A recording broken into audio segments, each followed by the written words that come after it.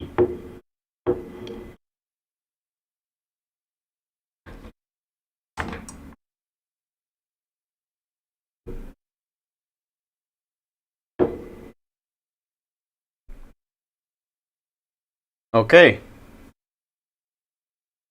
setting up here. Like usual, I need to share the link with my Discord so that people know.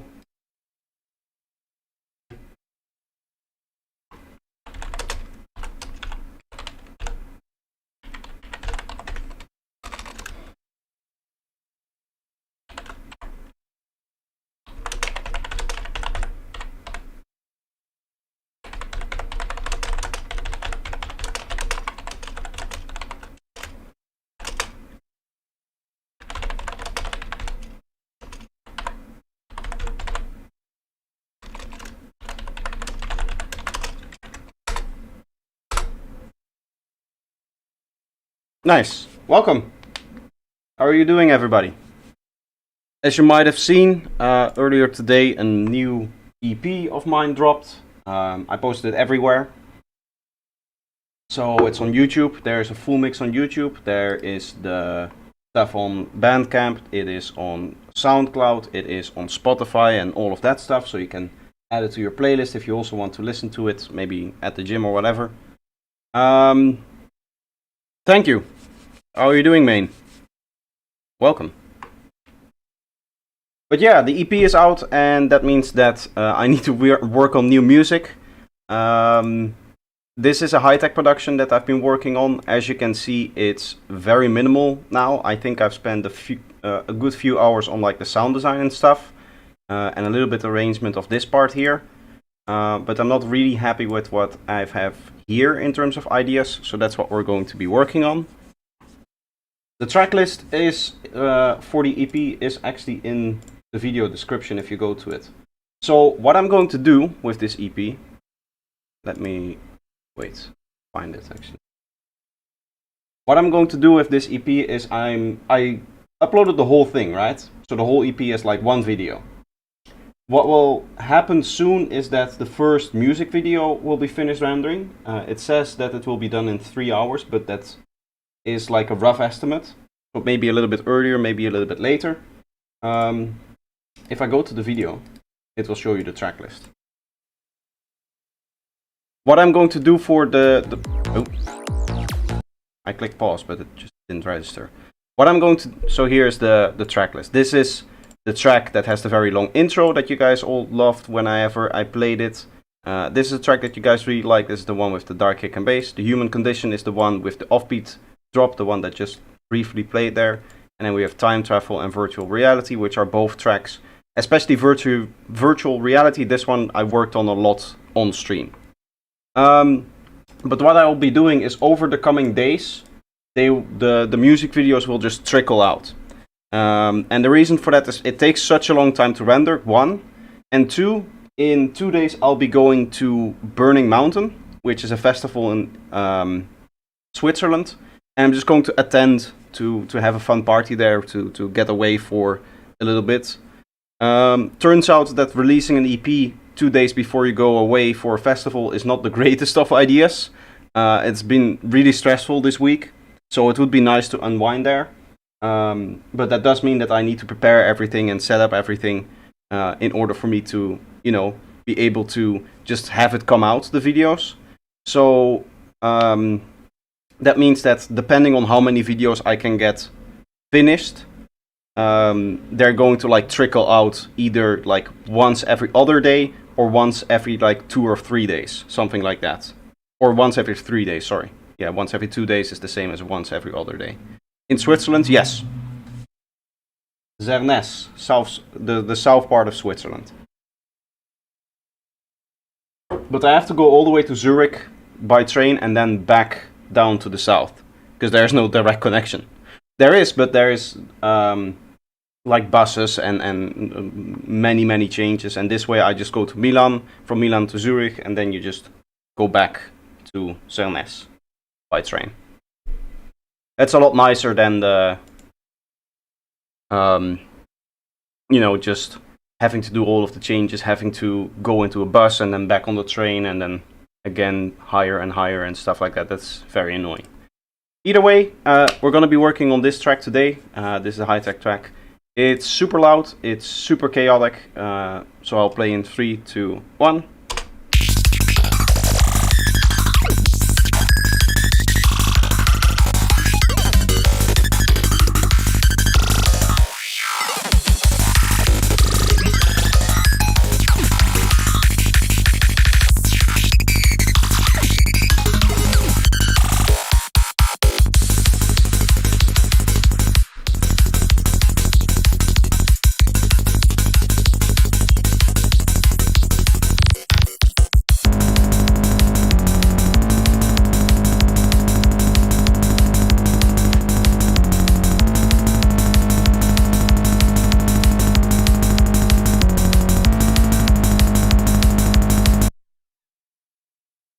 I wanted to donate something for the holidays as party, but the link is not working. Wait, what? Again? I updated it. Projector music tip. Oh my god, it's taking the old thing that I have, I think. Let me check.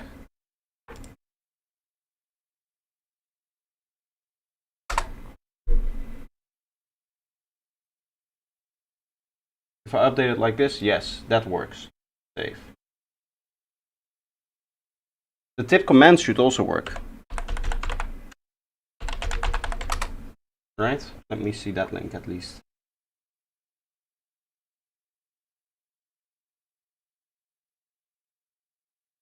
I do appreciate that you want to donate.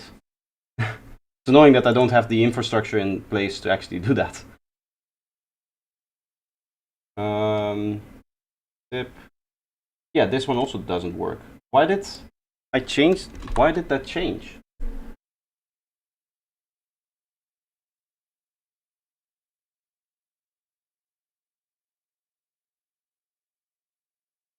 Anyway, now it should be updated. The one with the underscore. This. Is that the same as the one before here? May have been a little bit late. Either way, hello Acid and Dash as well, obviously. Mindbee, welcome. Alex, Klaus.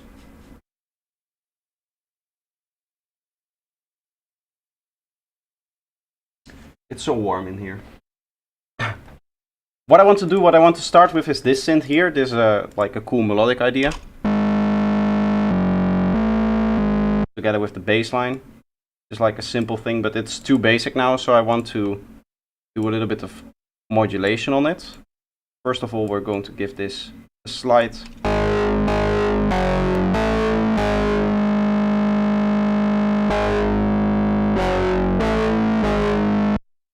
thing like that, and then we're just overall going to modulate it as well. And I guess I'll just draw on the automation like here.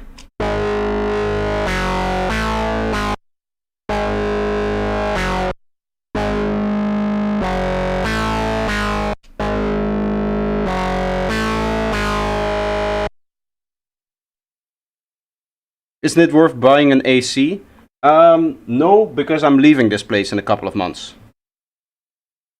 And also one of the reasons why it's so hot in here is my computer has been rendering music videos for the last couple of days. It's more direct than buying the music, otherwise you wait for it. Ah, with the tip you mean? Yeah. Well, the tip, yeah, it should show up on the stream if you donate, so that would be nice.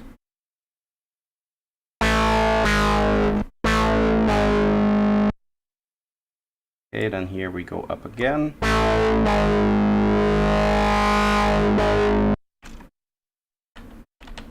I'm basically going to use this as a template modulation, but we'll make some changes throughout it, I guess.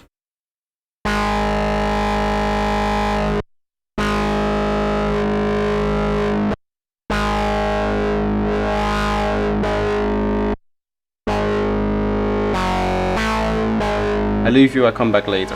See you in a bit then.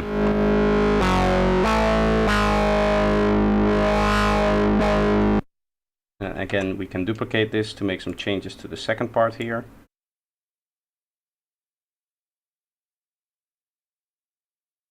Oh. We'll go up here.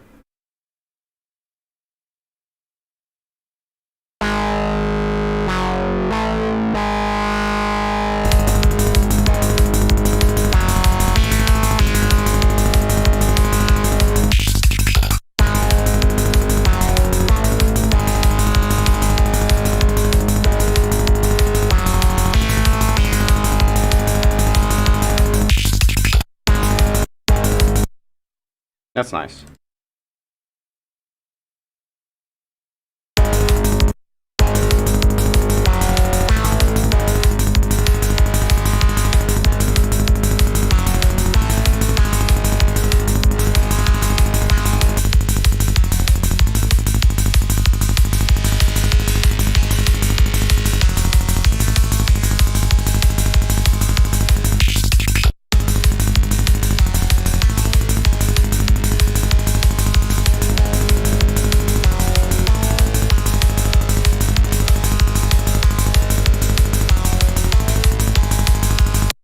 Oh wow, it didn't show up. It didn't play like the sound for me.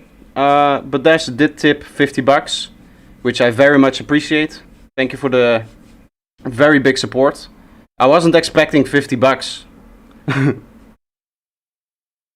Thank you, dude. That's amazing. How is my background so dark? This is just a thing that I have laying around, like a cloth. That's up there so that I don't have to clean my room every time that I record or live stream or something. Because I'm just sitting in my bedroom here, right? So behind here is my bed, right? And I don't want to have to make my bed every day, have it always look nice and stuff like that. Because that's a lot more work than just hanging up something like this. So this is like a nice little bit of art background that I have there. Oh, my Ableton. Ah, this is an Ableton skin. RFall Dark Plus, and then I just have basic settings with the grid intensity all the way up. And I like a very small zoom display. But the skin is RFall Dark Plus, which you can find online. It's a very good skin. I really like it.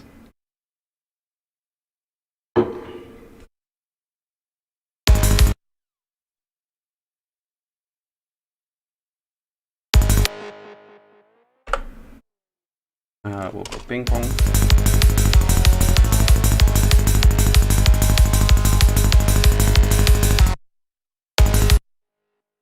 We will slowly automate this up here.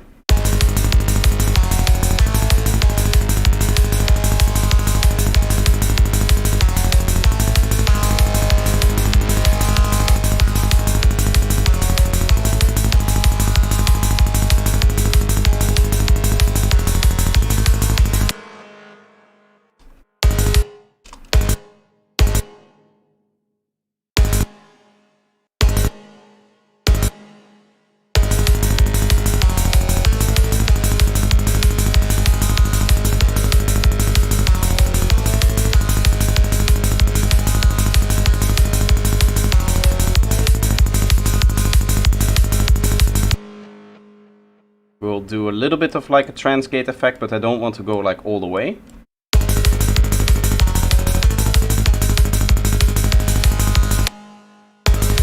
And then we'll activate this every once in a while a little bit, right?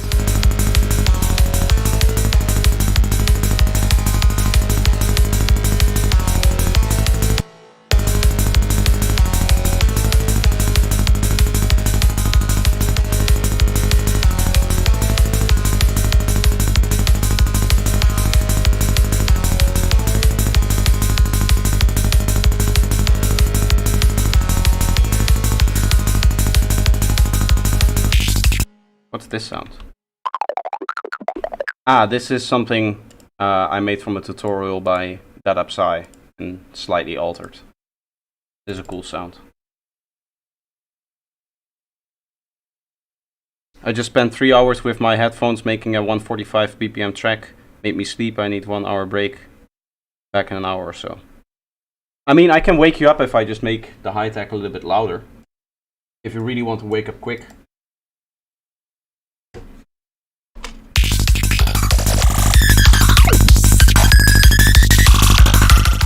We'll just go like that for a little bit and then you should wake up very, very quickly. I also wanted to change this sound. I like the idea of the ARP here.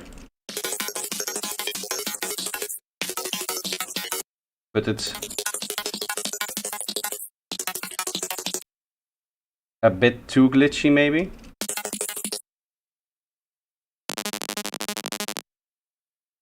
Let's just try something.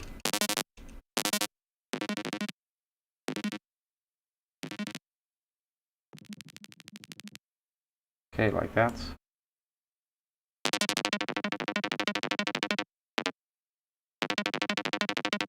It still has the...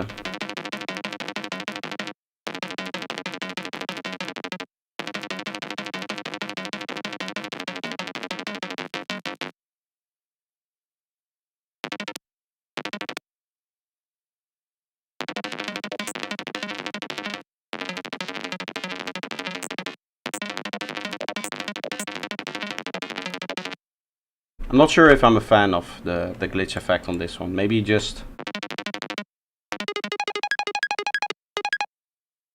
like a nice high percussion, and then we'll do like a very strong phaser on it maybe.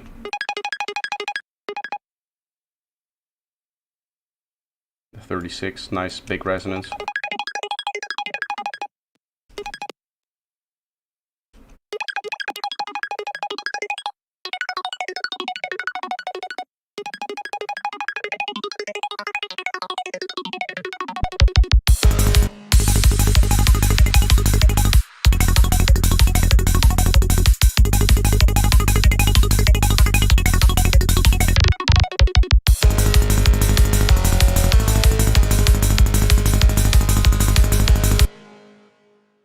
I can sleep with death metal. I could, yeah. Death metal maybe not, but normal metal certainly. By the way, welcome to the stream, Davey and Melodify. Nice to see you guys.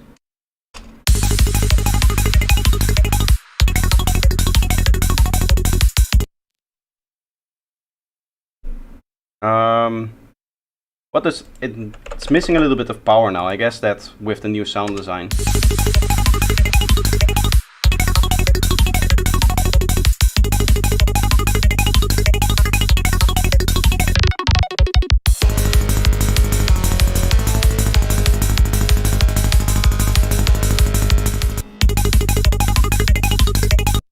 These are just ideas. I think I'm not going to have this right before here.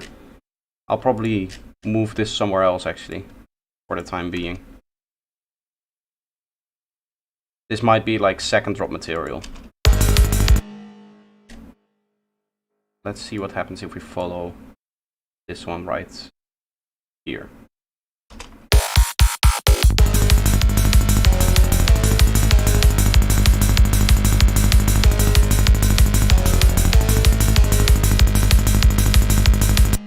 Oh, I should have moved this. Actually, this needs to go like so, because I moved it without the automation. There's the automation lock.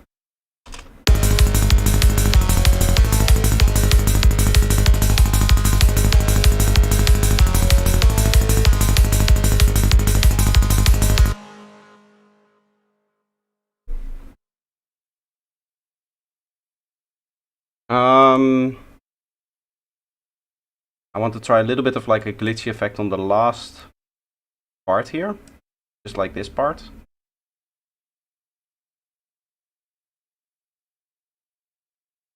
Something like this maybe.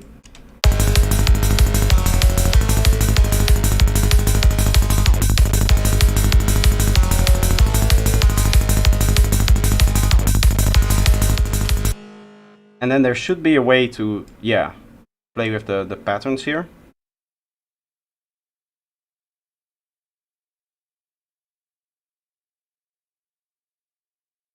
We can do something like this, and then the crusher for a change.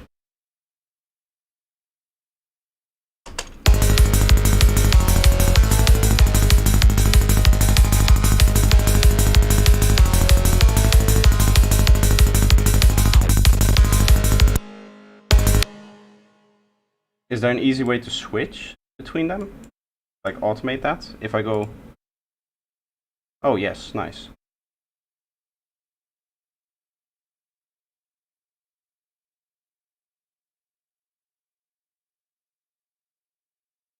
I now go here. It's pattern number 2. Okay. I'm going to start off with the second pattern actually. And then we'll have the tape stop in that part.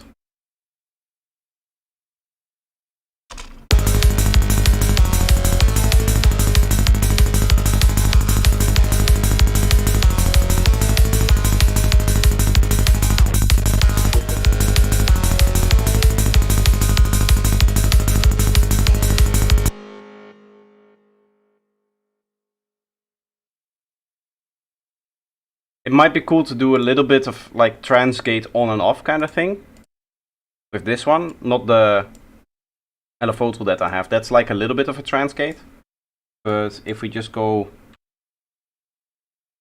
like one up, maybe not even there, here-ish, because that other part is where the glitch effect is.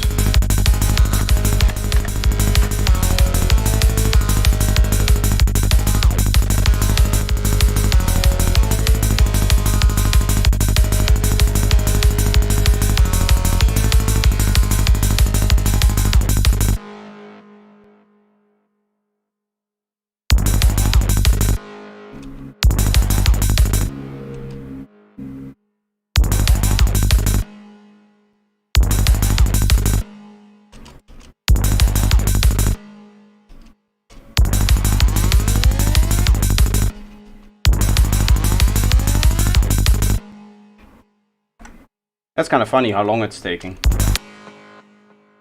I want to record that. 50.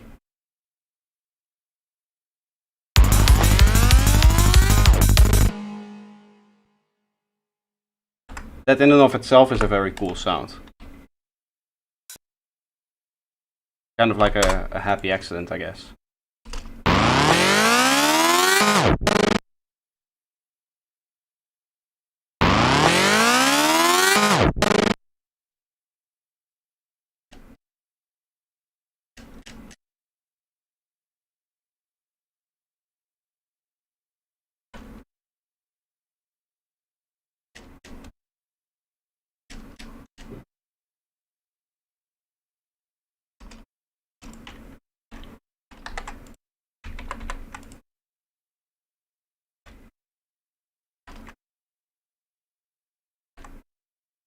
This first synth isn't really doing anything.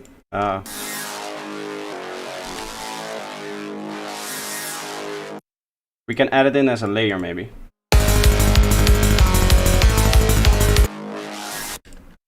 Or maybe to start off here. Of course, with the button turned off.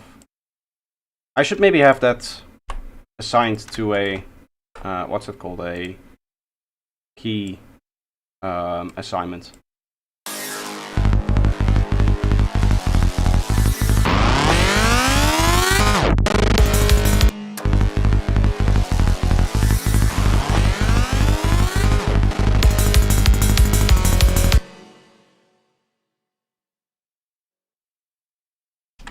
Okay, I'm gonna do a filter transition on this.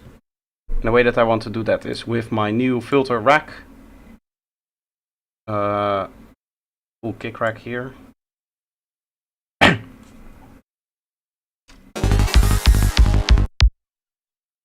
Reset it, and then we'll do the full bass rack here.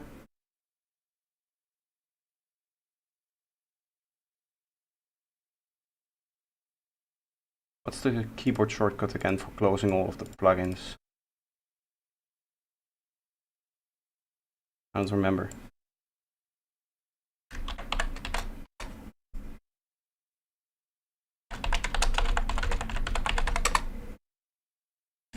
Let me quickly check, because that's handy to know.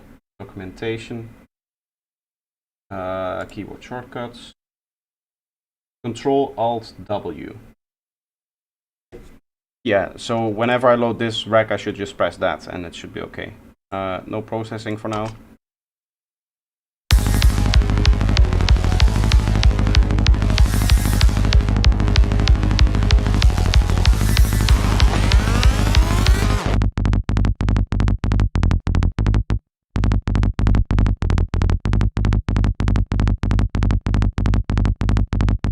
Ah, this is wrong. I can delete that.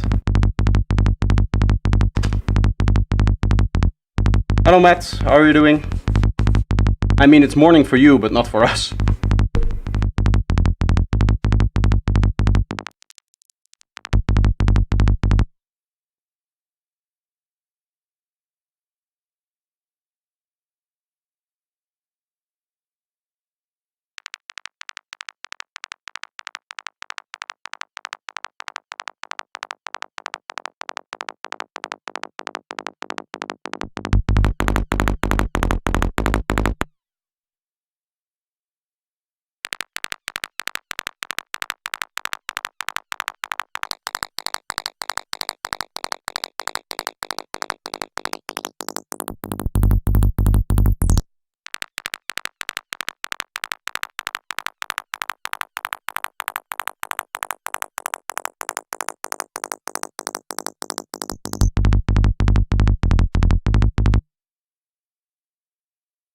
It might actually not work like this. I'm just going to copy all of this over to a new track, which is going to take actually okay.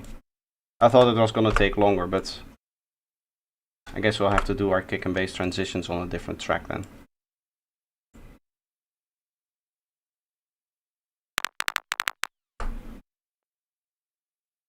And then this is just not going to have that rack. And this will be all of our transition stuff.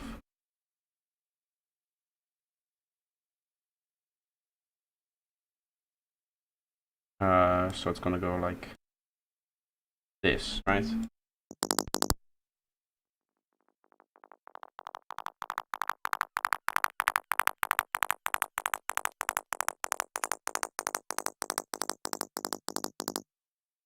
Perfect. Okay, so what I want to do now is I have to go HP. I have to do this, I think, every time because I need it to be in the same order, unless I do like this. Press low pass, stereo with erosion, erosion, mid drive. Okay. Let's duplicate this as well.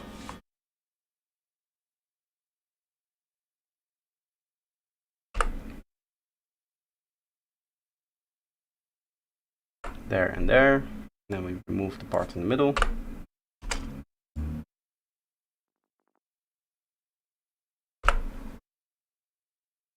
And here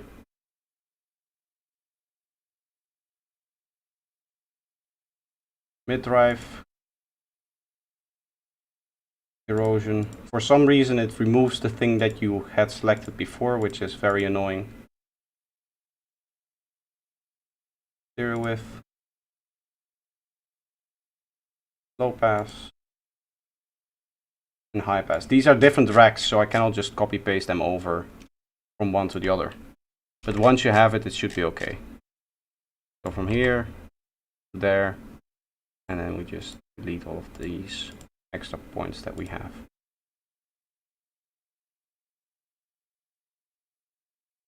And basically this ensures that our main kick and bass is just going to stay clean.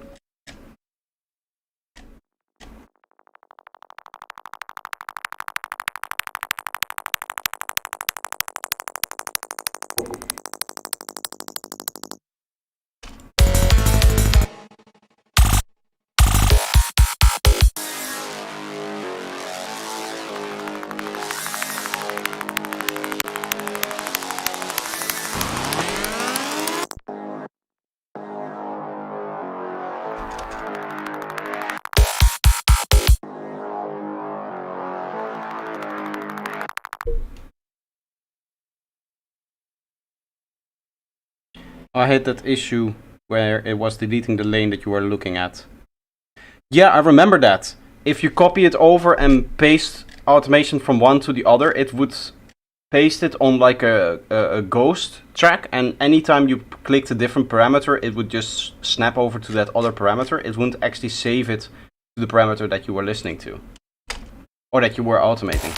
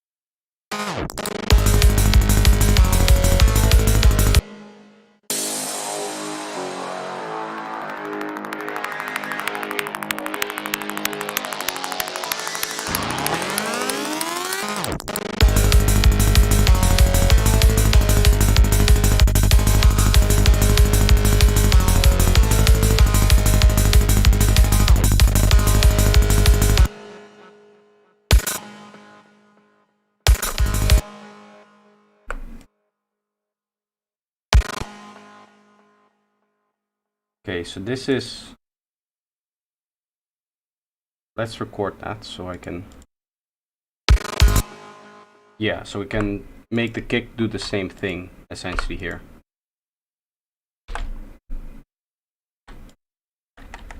Probably like this.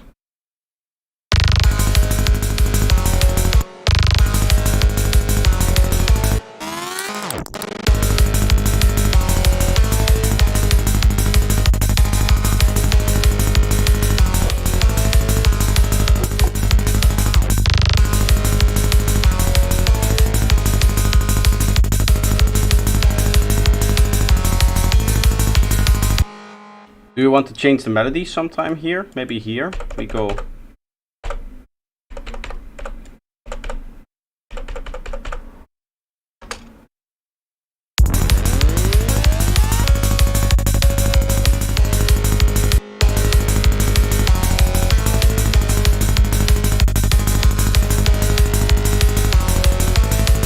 I'll follow that with the bass as well.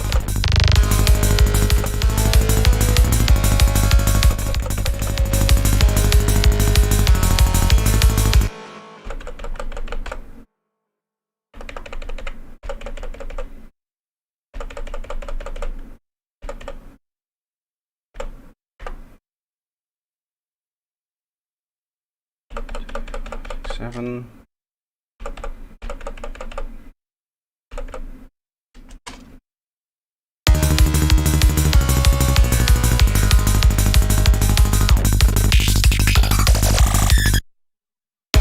Hello Narod, welcome.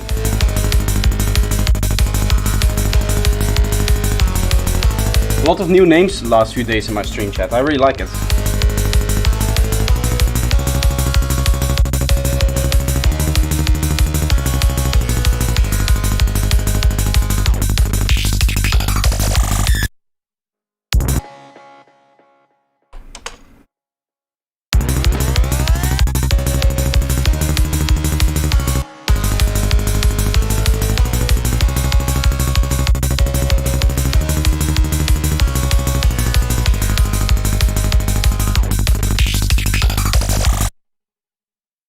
Okay, so here I want to do another glitch thing with this, right here in this last bit. I guess I can just randomize the... Nope.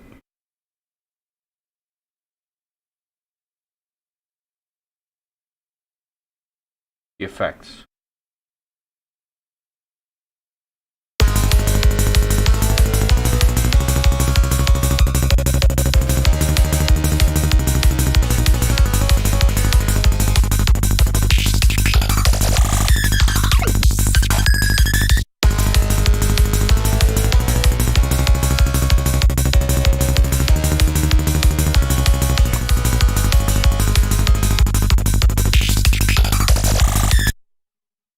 would be cool to probably do it like this on both of these here. Congrats on my new EP. Thank you.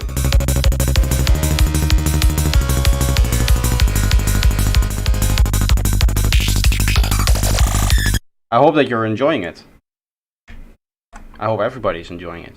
I think this sound, I want to record it. Because otherwise, I think if I play it from like a different place, it's not going to have the same glitch properties. So it would be recorded from here, which is where we played it last.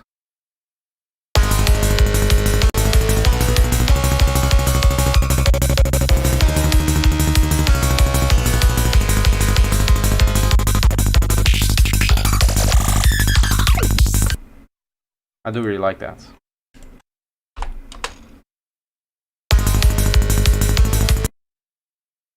I'm just going to consolidate this and carry over the volume. Minus. I mean, I should have recorded the whole thing. Let me do that. So this is the thing that we'll put on here.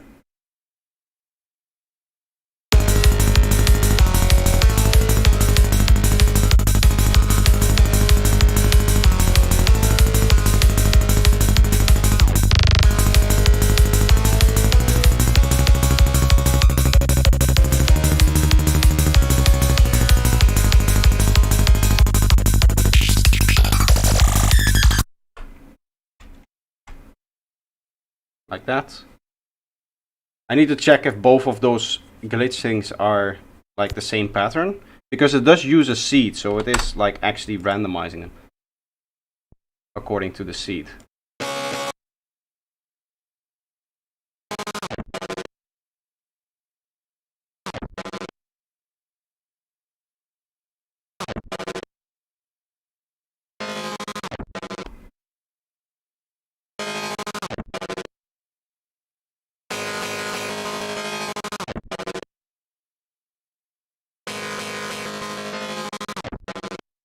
Yeah, so this is the same. That's really nice. So what that means is that the sound is basically glitched with the seed. I guess what they do is they take into account the time within the project and then always randomize in the same way for every same bit of time. So that's really cool. Okay, let's place this like this.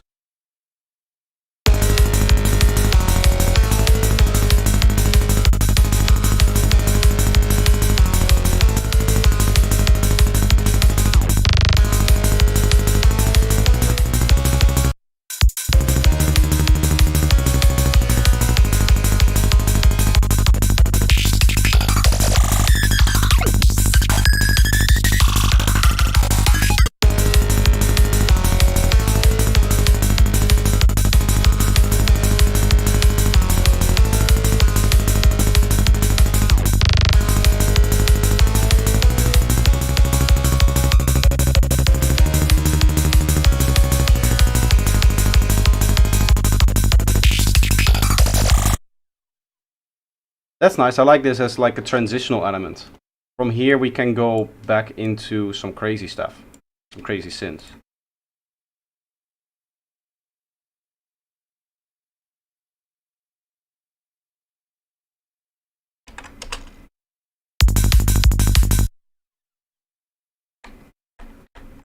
But not before we get something done on the fill here.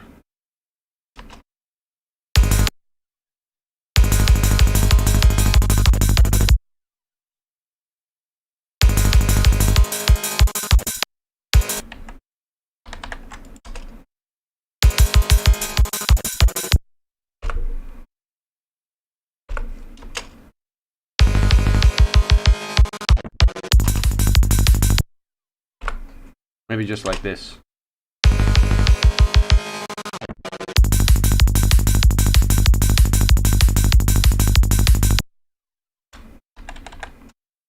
I'm copying over the original kick, which I synthesized. I don't really need that anymore. I'm just going to leave like one clip here, so that I have it just in case, but I'm not going to keep that throughout the whole of the track, I guess. I don't know. Do you want to go back into some actual crazy synths, or do we want to go back and maybe to like an atmosphere or something? I do have this sound, right?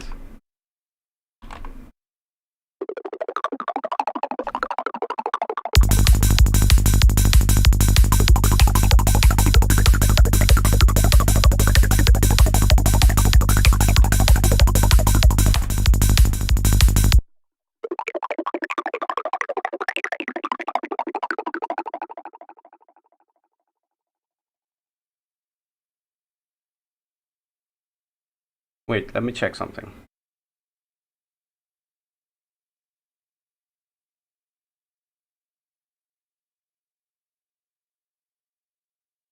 What is this EQ doing here? Hang on. This is not the EQ that they use for the processing, and this is definitely not. I guess this just makes it brighter. So I guess this the same. I don't really need that.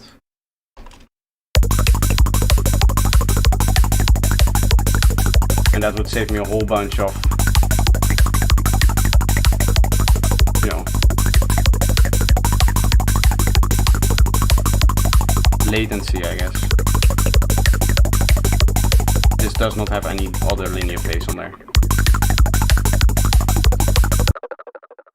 Yeah, okay, so that's good. Okay. So what I want to do then, if we're going to go into atmosphere, is to slowly bring in some atmosphere in here. I guess using the same MIDI pattern as we have in this.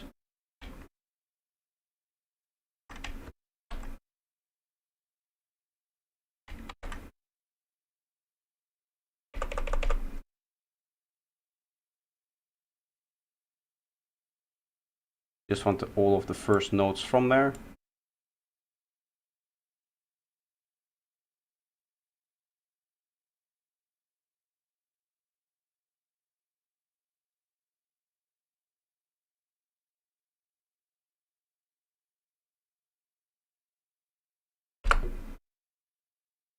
Okay.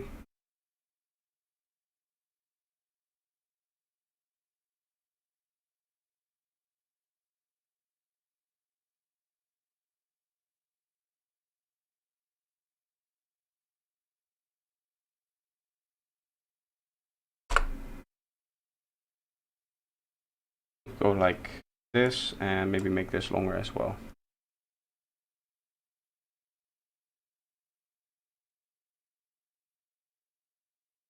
Let's see what we can make from here. I do have some ideas. I guess this will just continue statically into the next bit here. And this is where I want to be like frequency shifted, so you get that kind of traditional frequency shifter kind of feeling to it. What I'm first going to do is I'm going to get some like mid-range harmonics here. Like that, and then we'll gain them.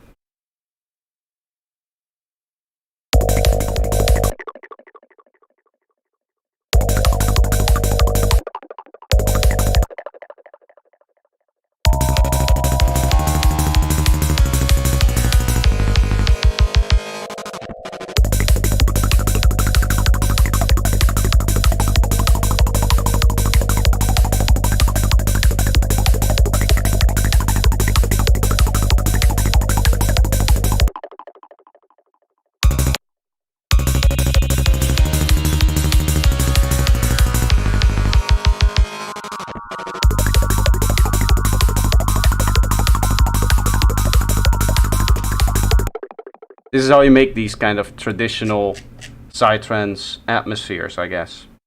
Then you go into shifter, and then you just frequency shift it. Like up a little bit here. I guess we'll stay at 0 for this part here, and then it goes.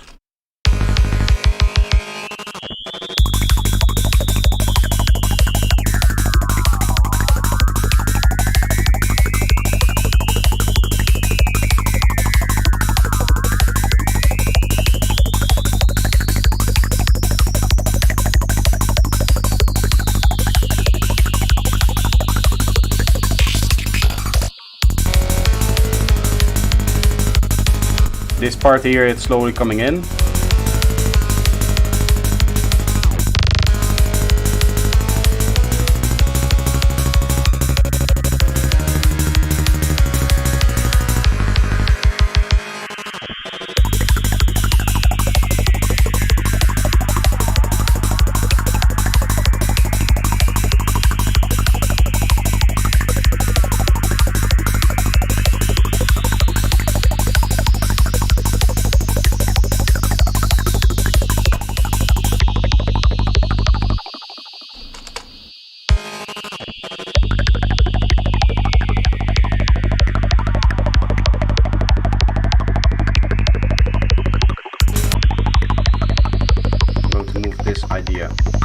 Backwards a little bit more.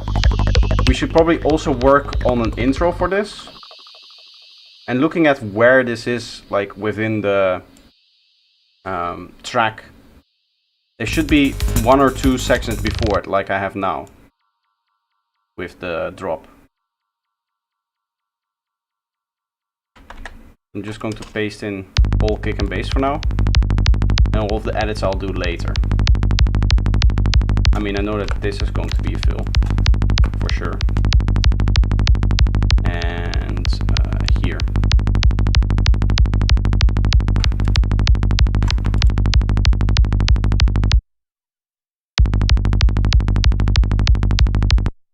But I don't know where the rest is going to be. What I also don't know is what I'm going to do with, like, transitioning into this stuff, because this is very intense, right?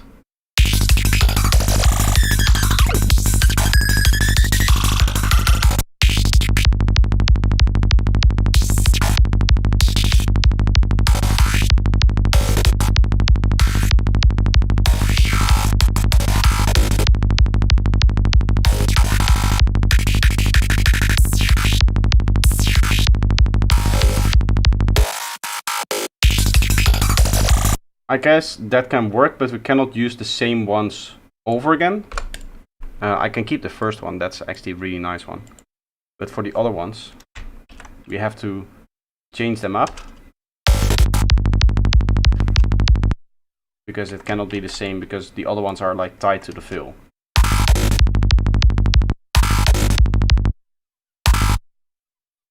This is a bit of a strange one.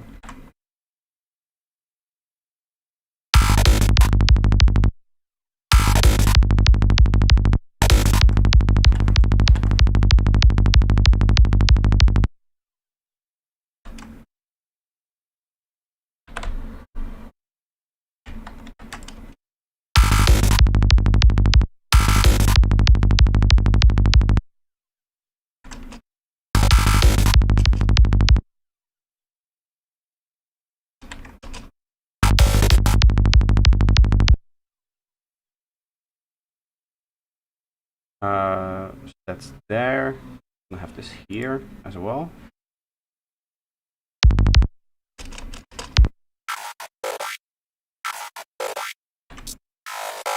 I guess this can be a little bit longer here, maybe. Cerebrum, how are you doing? Welcome. At least I think you weren't in chat before. Right? Very nice that you're joining us.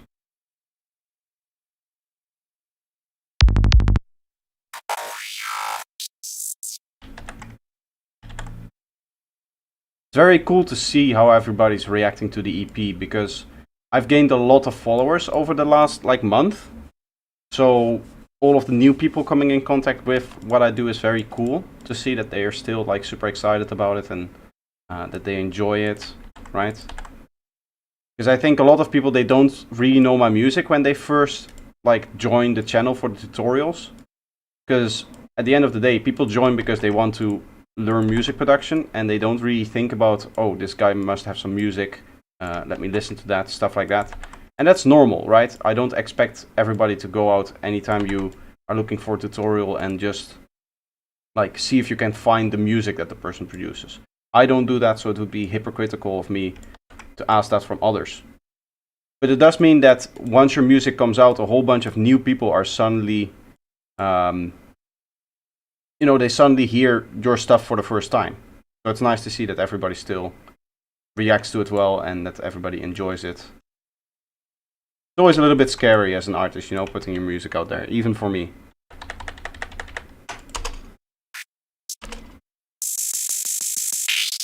Okay, the idea is there, it's just a way too high sound.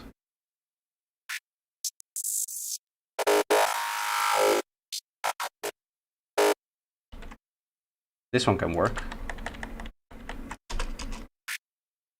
And then we put on a shifter.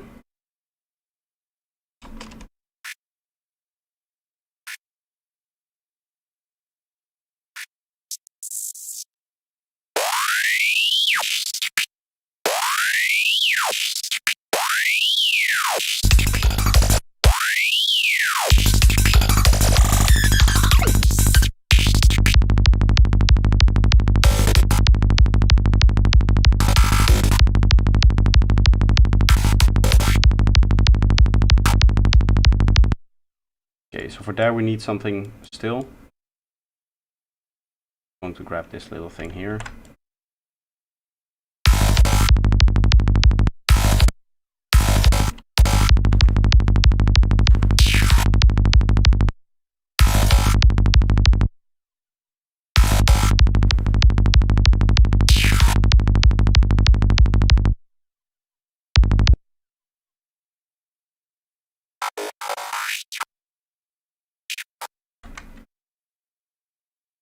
This one is gonna go here to make this a little bit longer. You need that, you know, that variation in there. So maybe that's already very long. Maybe we will place one here. I'm just kind of looking at the waveform and seeing if I can find variations that might actually be good. This one can go there with like this on the offbeat.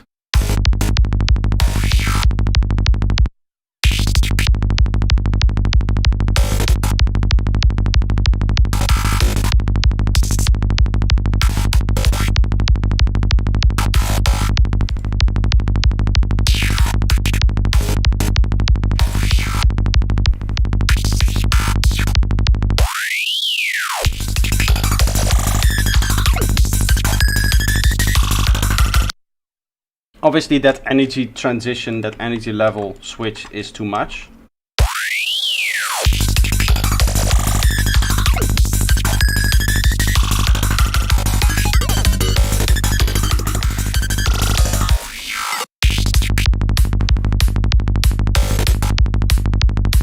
Actually, that's not what I wanted.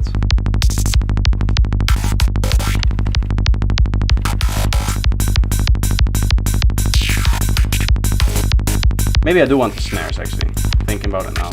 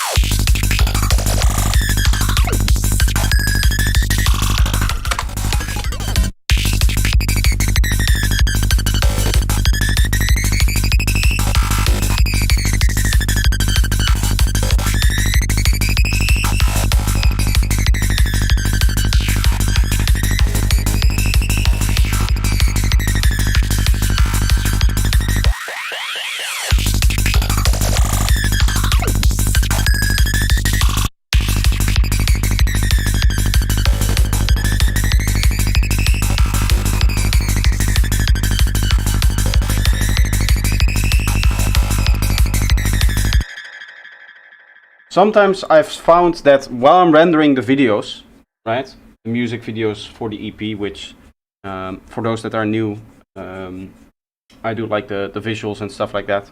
But I said at the beginning of the stream, those visuals take a little bit of extra time to come out, longer than I wanted to. I wanted to do the first one today and then the next one tomorrow and so on and so on. But it took so long to render and it's still 3 hours. right? 2.5. It's been going for 19 hours, and that's just the first one. I've had a lot of issues. You've probably seen in Discord that I had a lot of issues with renderings just stopping and stuff like that. But yeah, what's going to happen now is that tomorrow I'll try to post the first, and then every other day or every 3 days. It might be every 3 days, depending on how much I can get finished before Thursday morning. Because Thursday morning I am going to go away to a festival.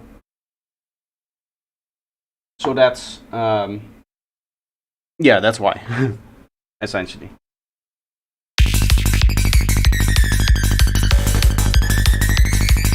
Barono, welcome. Yes, we're making some high tech today.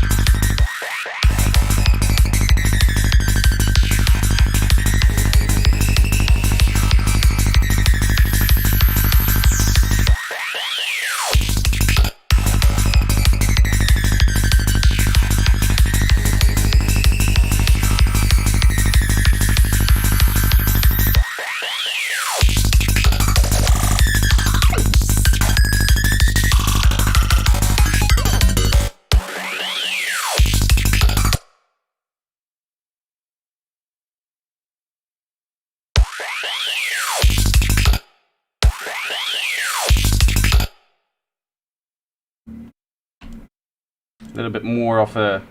What I'm essentially doing here is, with this filter, I think that it's transitioning a little bit too smoothly. So, because this is the part where there's like no delay, and this is the part where there is delay, there's actually quite a big change between those two segments.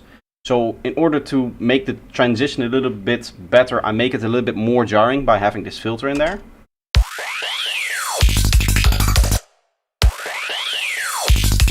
Which hopefully helps. Yeah.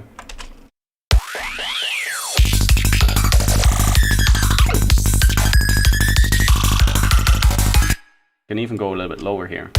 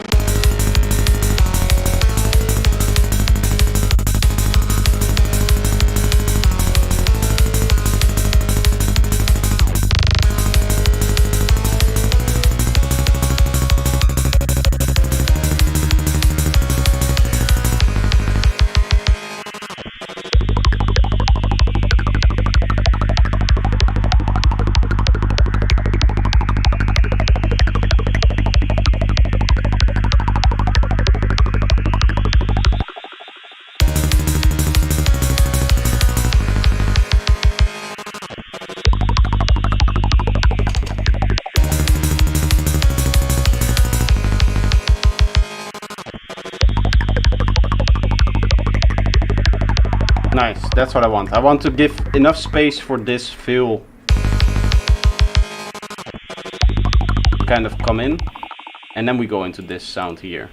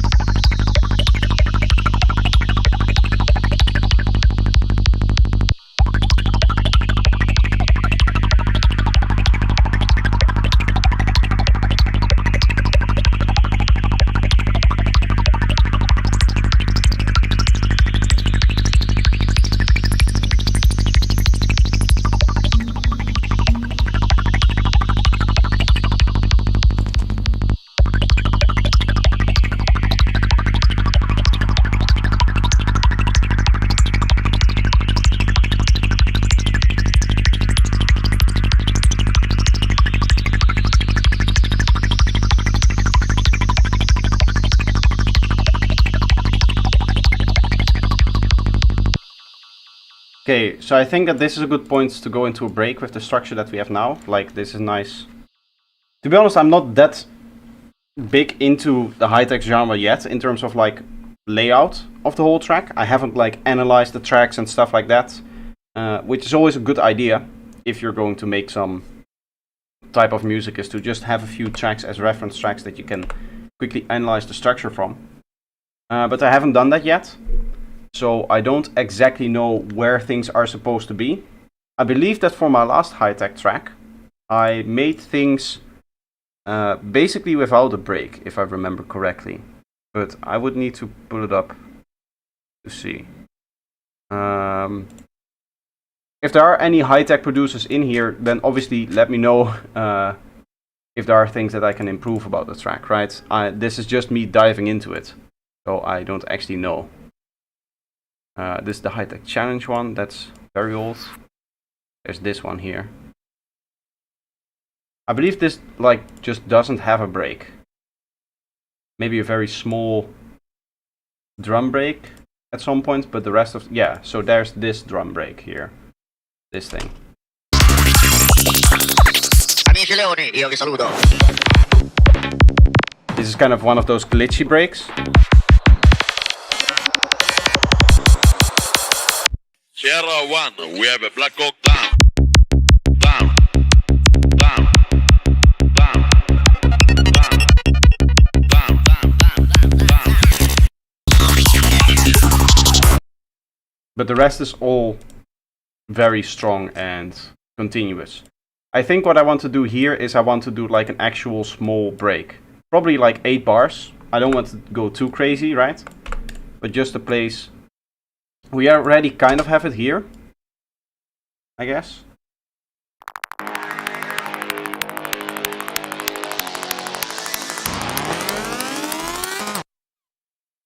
I guess we can have this kick actually go up until this point.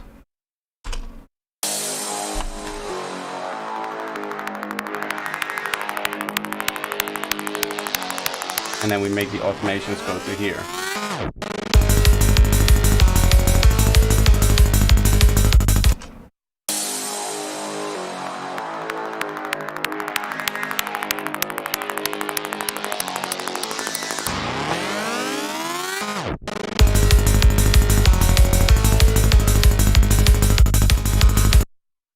I feel like this glitch thing is slightly out of time. Isn't it?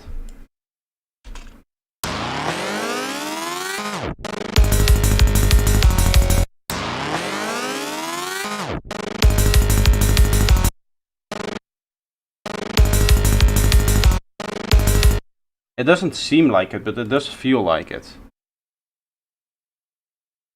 Rawant, how are you doing? Welcome. Glad that you're liking the EP.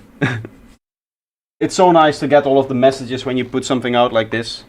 I'm gonna be honest, it was a little bit rushed because I wanted it out before I went away to Burning Mountain, right? So that I had something out. Otherwise, it would have taken me a little bit longer still, and that's not what I wanted.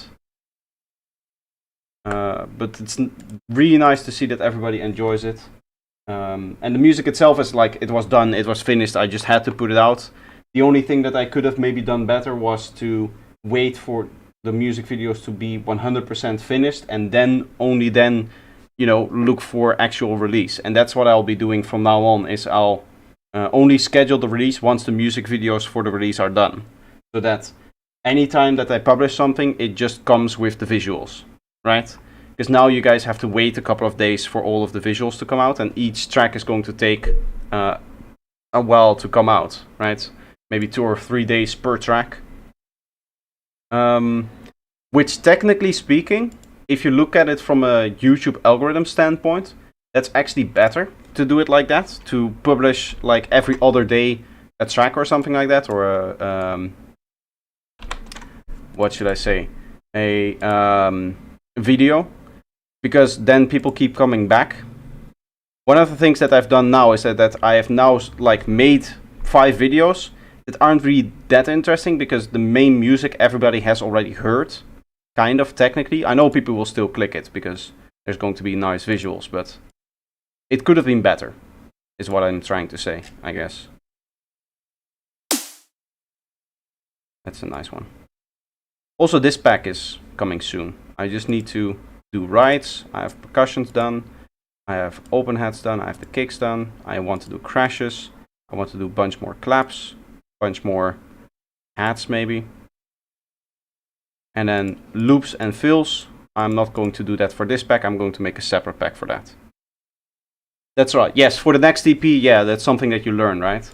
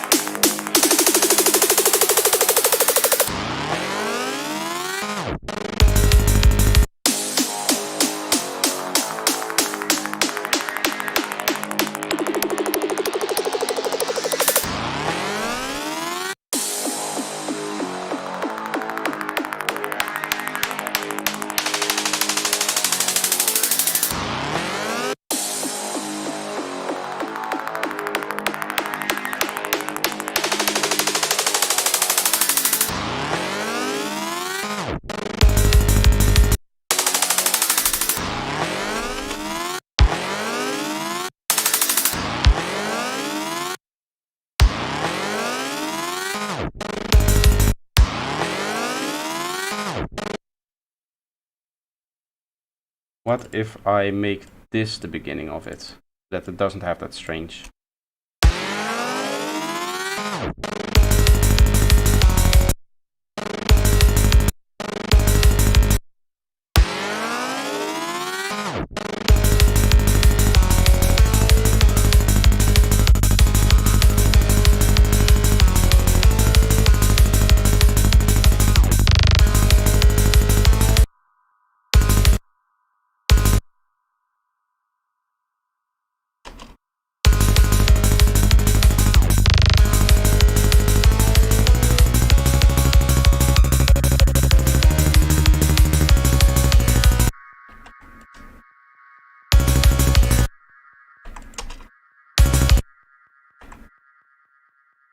Here I'm going to do another kind of like double sound here. Can I select just this thing? Yes. Okay.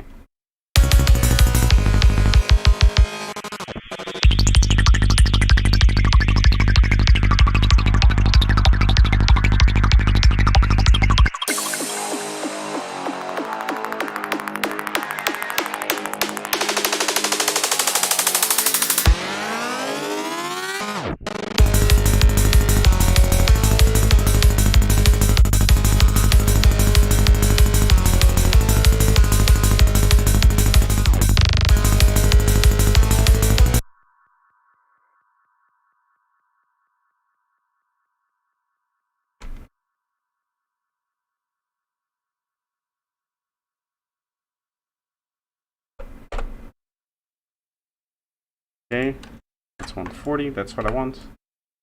Just a little extra riser there.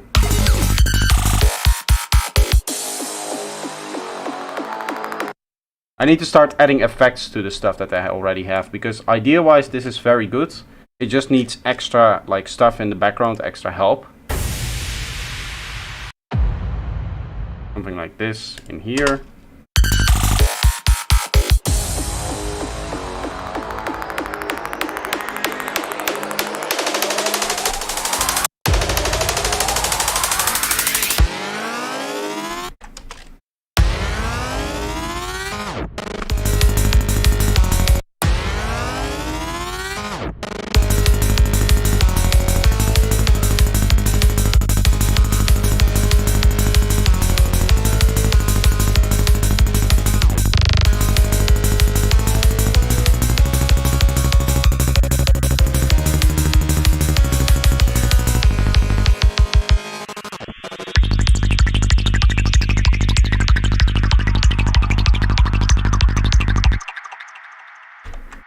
Nice.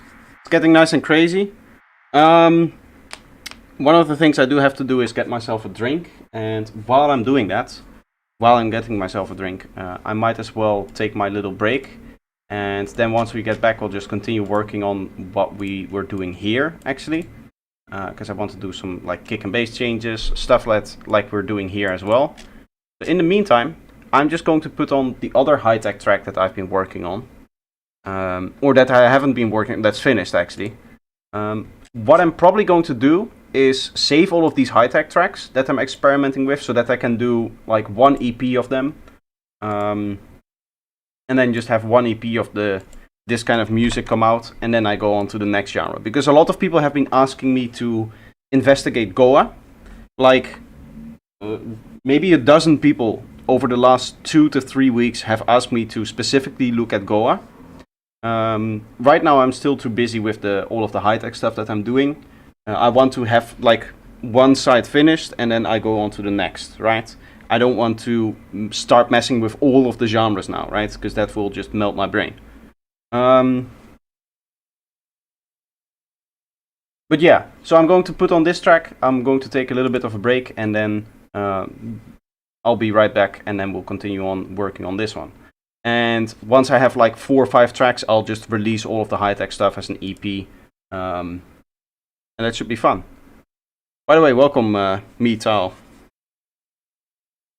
I'm sorry that right as you're joining the stream, I'm leaving it, but I do have to take a break, and I do want to get myself a drink.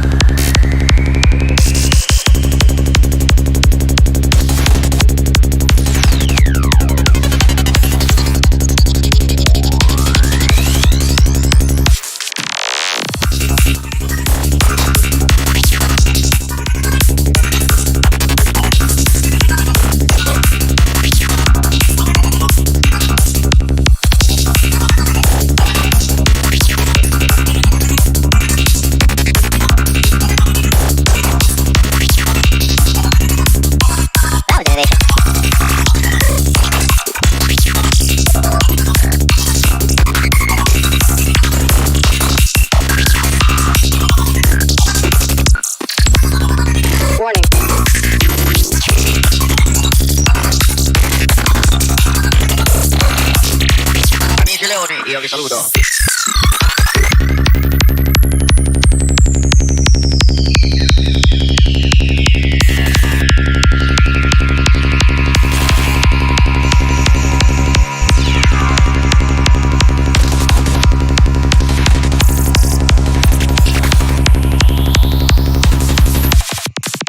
Power generation.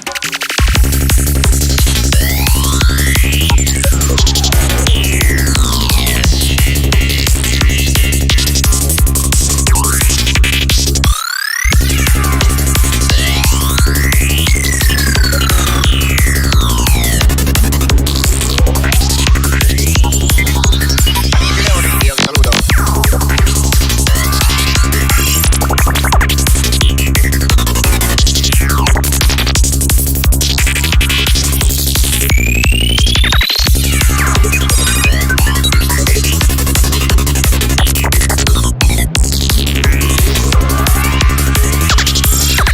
Posso migliorare?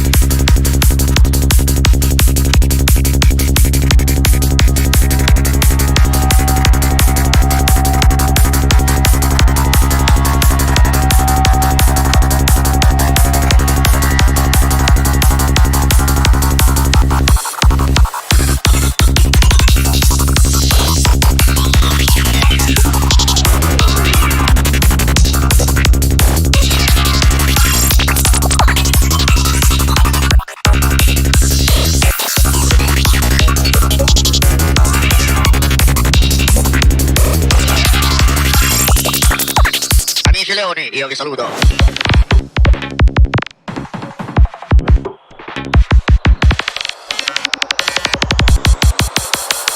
Sierra 1, we have a Black Hawk down. Down. Down. Down. Down. Down.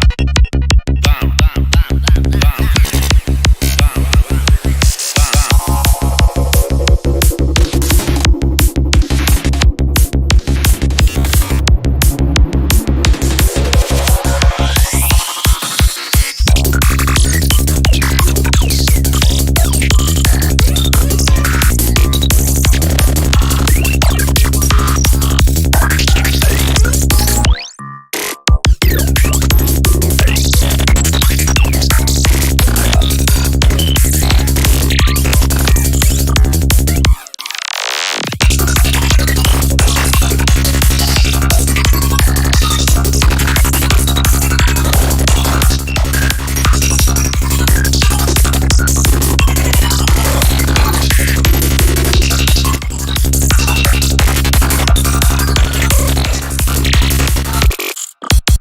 Ma pensa a te che stronzo.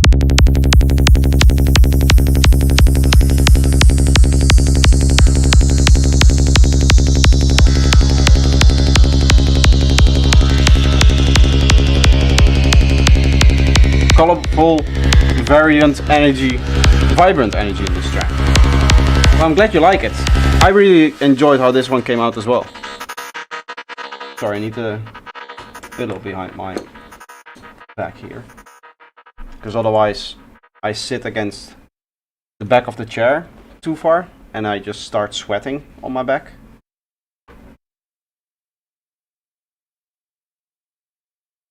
I mean, it's not going to help much, but at least a little bit.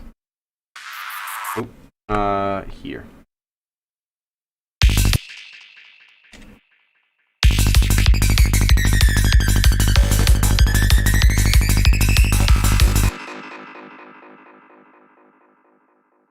This is a prime candidate for doing something like this, maybe.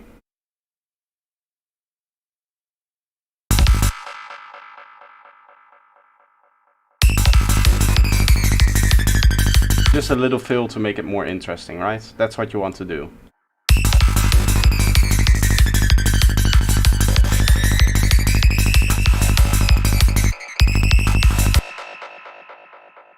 I'm going to place this here so that this part is empty.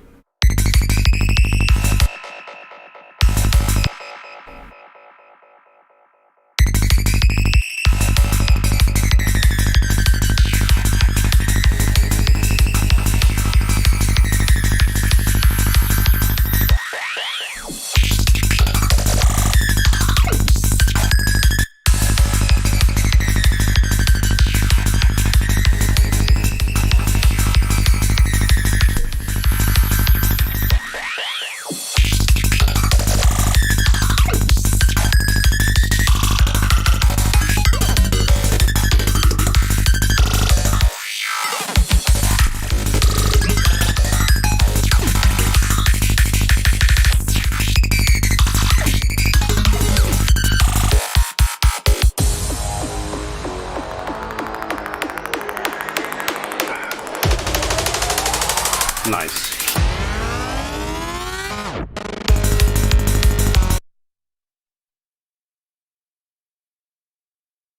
What if I... It still feels like this part is off.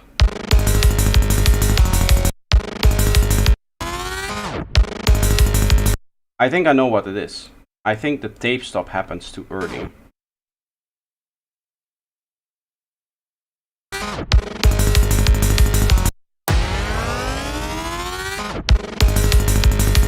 I think that's better.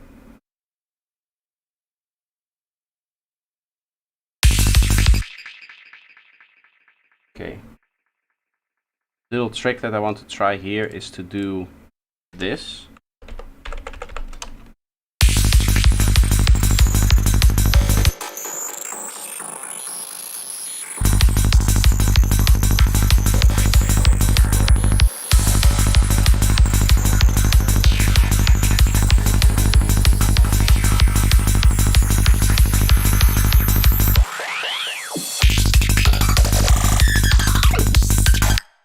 What that does basically, what I did is I made it like glitchy by just tuning it up 2 octaves with the beats mode on.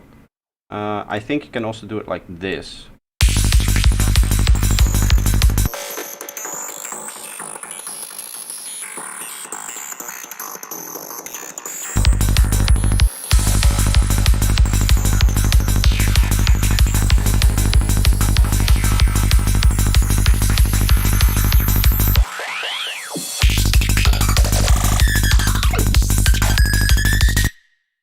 Nice. Okay. Let's do a little bit with some drums. Hello back. Hello back. Hello Klaus. I'm a little bit stressed out. I'm a little bit tired. Excuse me for that. So, for drum fills, the way that we can do this is just throw in a drum rack. Hello back. What's wrong with me? All of these are in key, so I can just drag them in here and then tune them wherever I want. For this, we need to go down. This, we need to go D sharp, E, F, F sharp, 2, B, A sharp, and then 2. This is F, F sharp. This is C. 1, 2, 3, 4, 5, 6, 7, 8. Right, I'm doing that right. Yes. 3. 1, 2,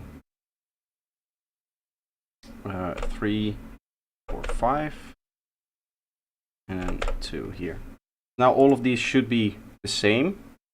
And now what I can do is just an arpeggio in front here. Set that to 12 notes, and then we can just make the clips that we want. And it will generate random ones, I believe. if we set the arpeggio to.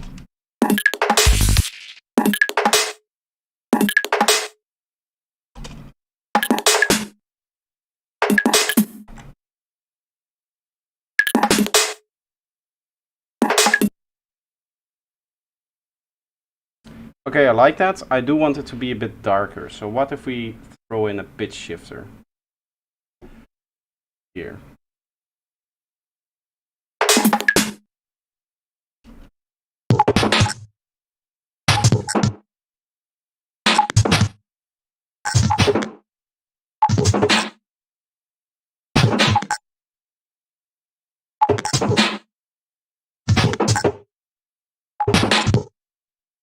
Okay, what I need to do is find the right frequency, which you take your frequency in hertz and then you go 1000 divided by the frequency. So 38.52.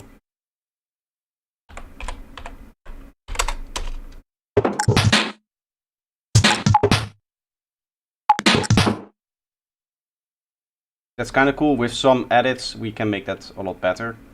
For now, we'll just do it like this. I'm just going to record a bunch of variations like this, and then we'll pick the best ones from there.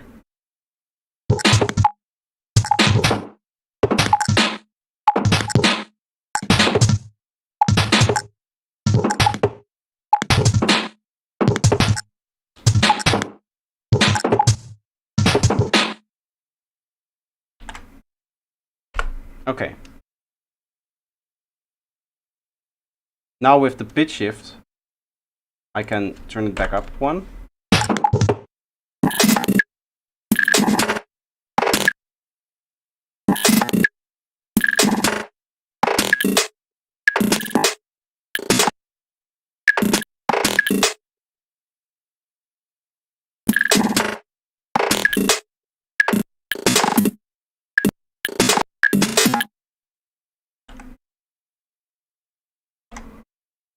I can recommend Oxy Daxi to listen. Maybe you know them, but if you don't, it's melodic high-tech, but very intelligent and interesting, done with incredible sound designs. Very nice. Yes, that's a good recommendation. Let me open up a tab so I can write that down.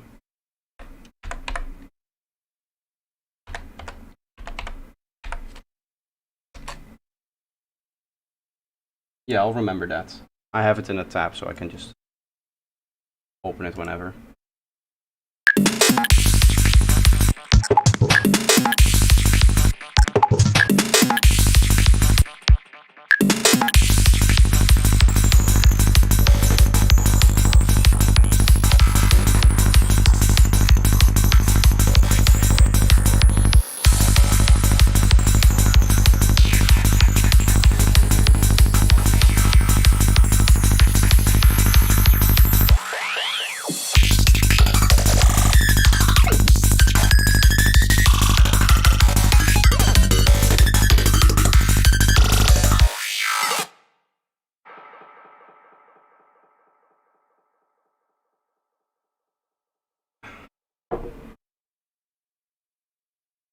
Okay, so now we're working on this part. I just need a way to transition into it. What would be maybe cool is to... Oh, this is the plucky synth. That's in later, yeah. What would maybe be cool is to already have kind of like a FM synth in here. Like a very gritty FM synth coming in. And I think this is a very good way to do it with this plugin. This is basically an initial or a Virus TI emulation, like the actual what's it called? The ROM of the Virus TI, I believe, is in here. This just sounds like a virus, right? It has all of the same options, all of the same things, and there's a few things that you can do with it that are just very, very interesting. Set this down 12 semitones. Let's just have a listen then. Here. See if I've generated a cool tone here.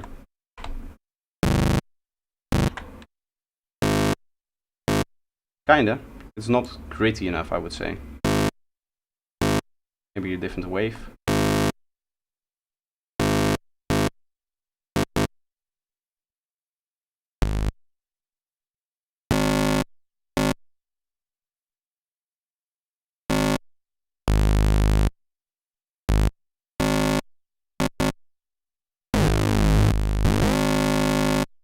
Ah, wait, you have to set that to wave, of course. Yes. Which one did we have? 17.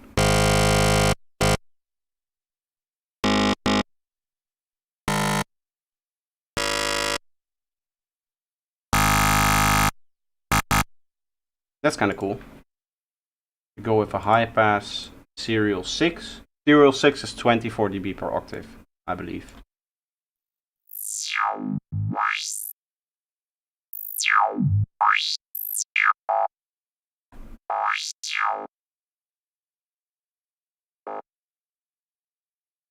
And then we configure this filter cutoff. I think that's all we need for now. We only want to go through filter 1, and then in terms of effects, we go with middle distortion, I guess. That's cool.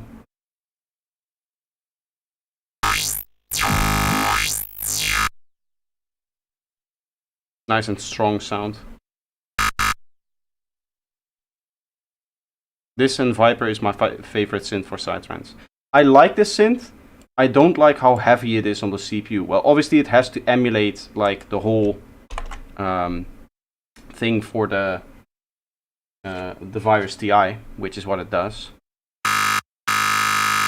But still, it feels like if you have like 3 of them open, your project is just not going to run. So what I'm probably end up doing is make just like one very long variation here.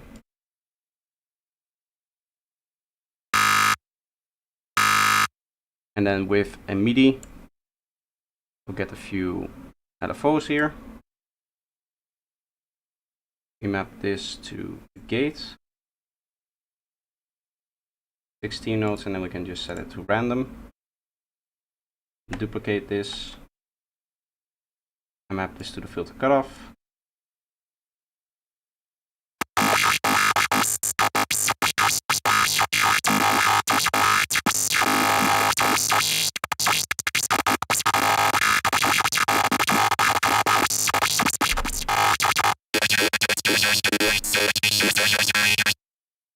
Sounds a little bit strange. Maybe the wave is not the right one.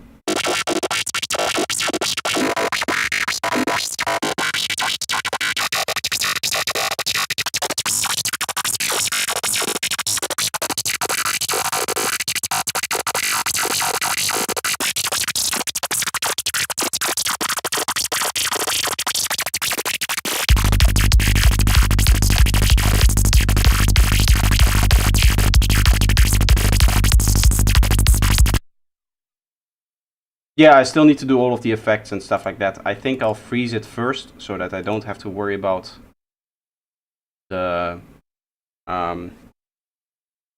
what's it called? The CPU load anymore.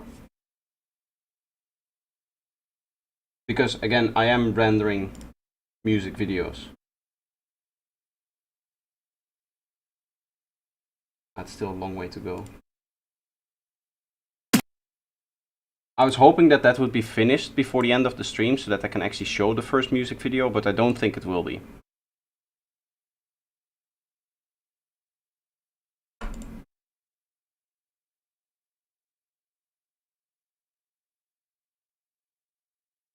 Do you also do live gigs? As of now, not yet. I want to get into like DJing for real after the summer, so that for the next season I can just head out to a couple of festivals and actually start playing somewhere. Because obviously that would be the next step. For the last 10 years I've been so focused on production that I really didn't spend any time DJing. Like I have the gear to do it, right? I have like a little controller and the laptop that I can use. And I've done like gigs for my friends, but nothing more than that.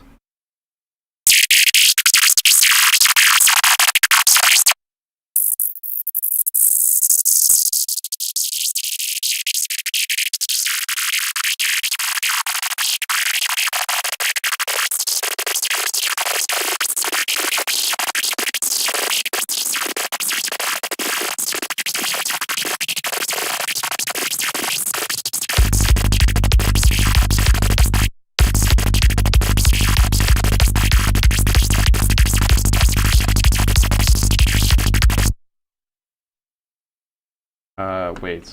I'm gonna go back and I'm going to unfreeze this and I'm going to make the modulation on the gate a little bit shorter.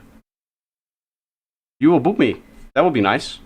That would actually give me an incentive to, you know, start doing it. Control Z. Hello?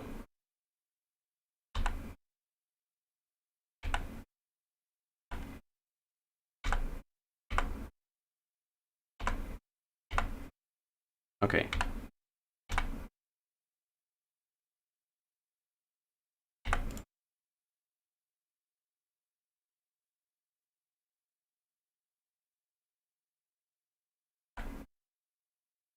Unfreeze it once more and then we should be exactly at the right spot.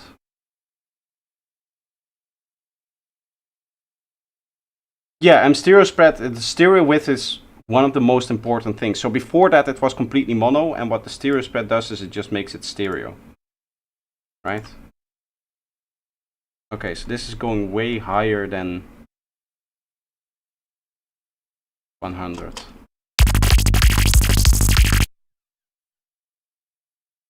Let's quickly remove this.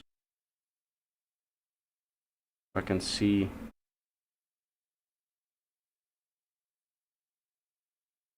Okay, so map this here. Let's go to maybe 45 then, so that it's always a little bit. Yeah. In terms of release, how much do we have? Oh, it doesn't tell you in like milliseconds.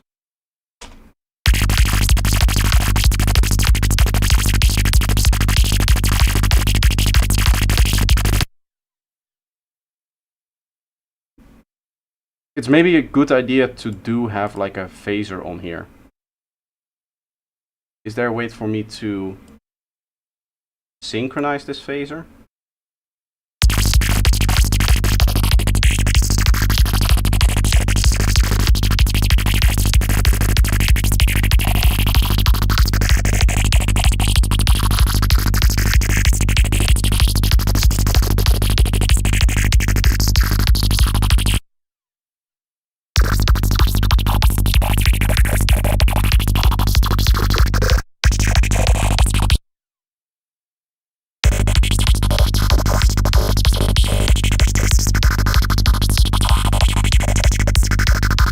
I don't think there is a way to synchronize the phaser.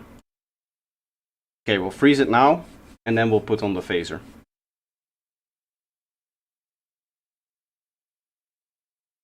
The very first thing that I want to start doing, and this is something that I'll worry about in like a month or so, I have like a whole plan out for like what I'm going to be doing in the next couple of months up until the end of the year, and what all of my goals are. And one of the things that are in there is to start creating an infrastructure for me to just start doing live sets here on YouTube. Because currently I just cannot do it, right? In the sense that I don't have, I mean, I have my own music. But what would be nice is to have a couple of tracks that I can also play from somebody else, right? So it's not just my own stuff. Because at the end of the day, that's what DJing kind of is, right? You play some tracks from somebody else, you play some of your own stuff. I just need like other people's music then, I guess.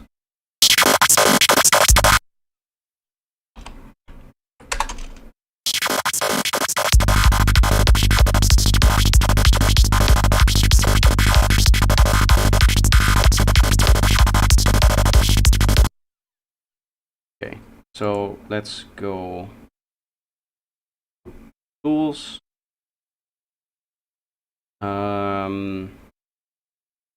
Wait, is it not in tools? Is it in other? Ah, okay. The reason why I cannot just play any song is because of the YouTube copyright system, by the way. So I need to have a bunch of songs that are all clear of copyrights that I can just play, which means that I need to do a bit of research, see which songs people like, which stuff I can play, which stuff is not in the content ID system, and then I can start to like use it.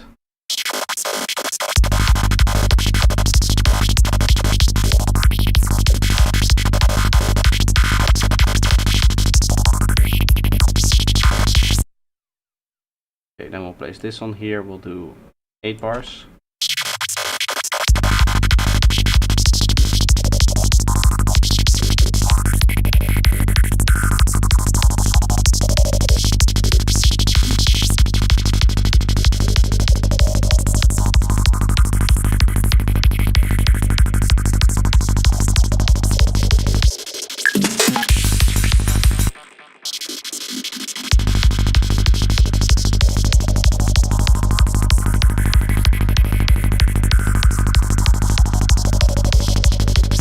We also like watching you play chess.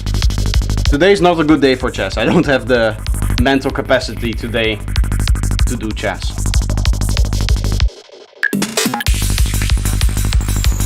But maybe, yeah, a little bit more variety into my streams in terms of that thing might drive a little bit more people to just like stick around, I guess. I'm not saying that I should become like a gaming channel or something like that, but every once in a while doing something different or doing something unique would be very cool. Right, because now all I do is I sit here, produce some music, and at the end of the stream I just say, okay, that's it. Thank you guys all for coming. And then like that's my whole stream.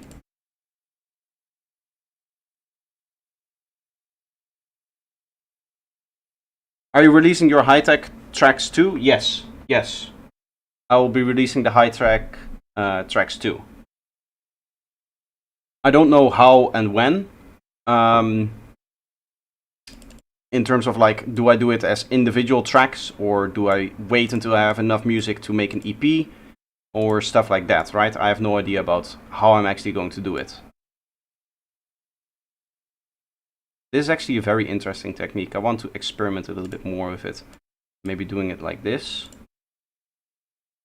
Okay, so now I have 2, right? We do detune this a bit more. This is just like a higher version of it. I always want to main stage these things. And now we should basically have 2 peaks, right? In the spectrum. It's almost like a 4-man thing. Yeah. That sounds really cool. What did I want to do? Saturator.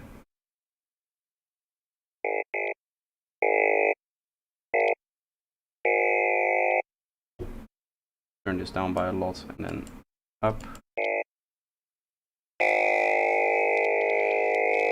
It goes a little bit into the saturator, so you get a little bit of that nice gritty tone from it. And then we want to do a shifter.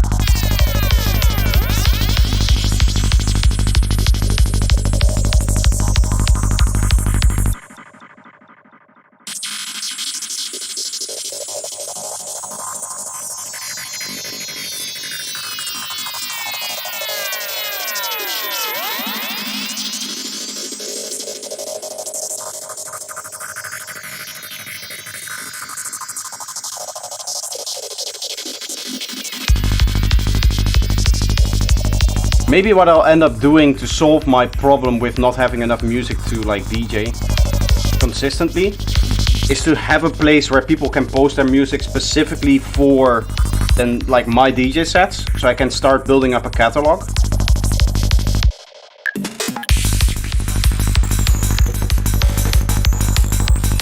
I don't know how much people would be interested in that. Obviously it is very limited in that once you submit it to the thing that I would then set up, you wouldn't be able to like release the track normally under any circumstance, because it would then copyright claim the mix anyway, and I would lose just all the money from whatever stream or mix that I do, right? which is obviously not ideal. I mean, it's very little money, but there's problems involved mainly with just the fact that any claim can just become a strike.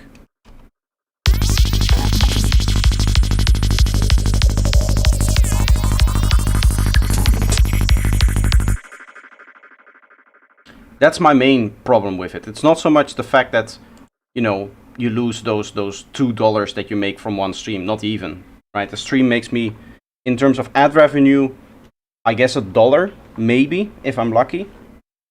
Because at the end of the day, a stream, there aren't many ads on the stream. At least I don't think so. Like, if you guys are watching me, like right now, it doesn't just pop up like a mid-roll ad, I think. At least it shouldn't. So 19.2.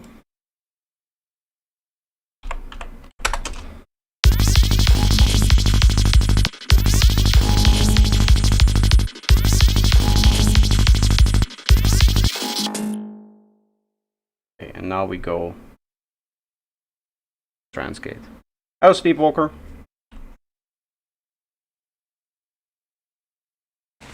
Sorry, I'm sweating too much. It's really annoying.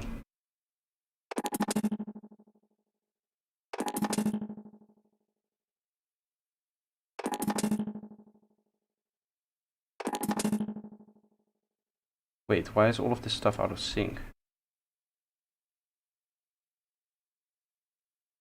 Why is all of this out of sync? Is it because of the pitch shifter?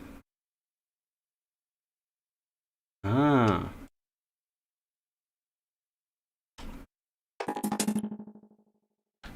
Yes, I think.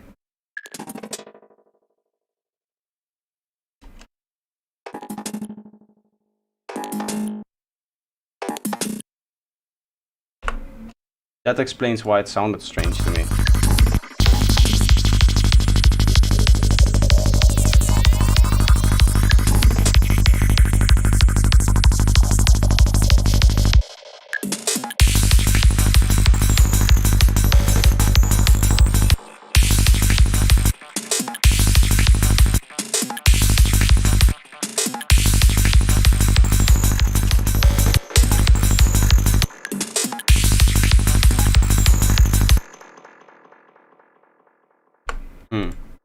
I'm not sure if I'm a fan of the way that we made these drums. I like the idea of what I have, but I don't think the pitch shifter is idea is working. So let's just do it normally, I guess.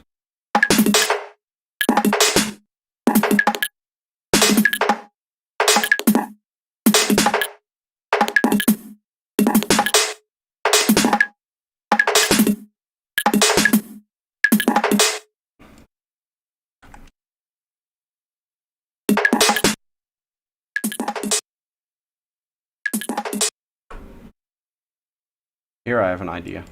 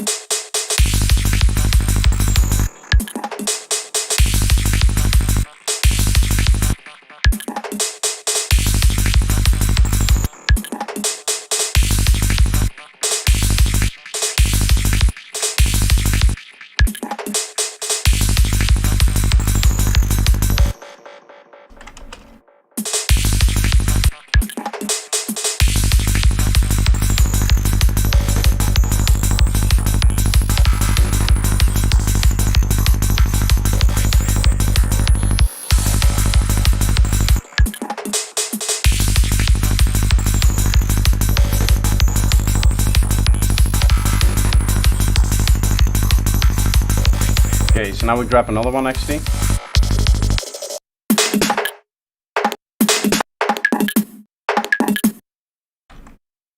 I'll place this like here.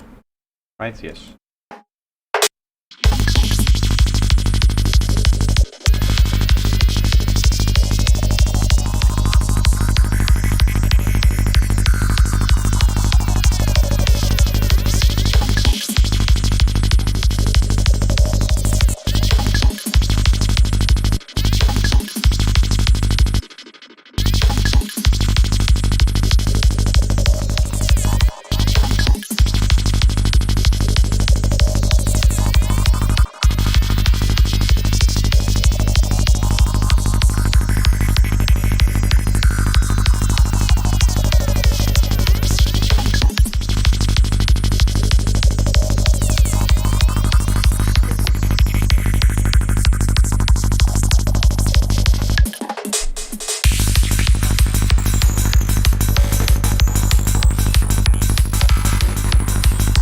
And at this point we need just something else interesting.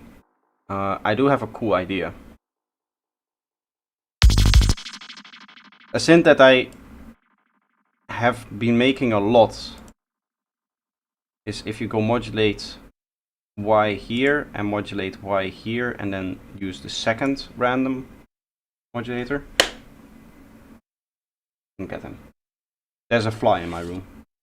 It's because at night I have to have the windows open to like cool it down a little bit. Yeah, no, I cannot do it now, obviously. I was thinking about just opening the window now, but that's not gonna work. You move these up and down like this, so you can essentially see these two lines, and that's just going to randomize the modulation that it applies to your filter cutoff. Which is a really cool way to add variation to the sounds, because now you just have... Actually, I don't want it envelope, I want the trigger. You do it like that, so now every note that you play is going to have a different modulation. So what that means is that you can just set this to a quarter note.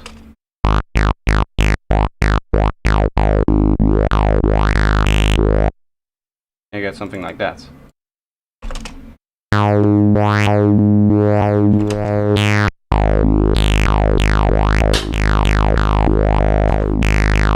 Do this fast.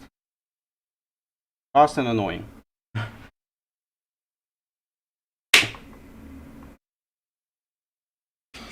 My reaction speed has gone down ever since I turned 26.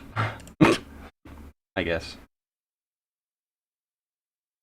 I used to be really good at catching flies.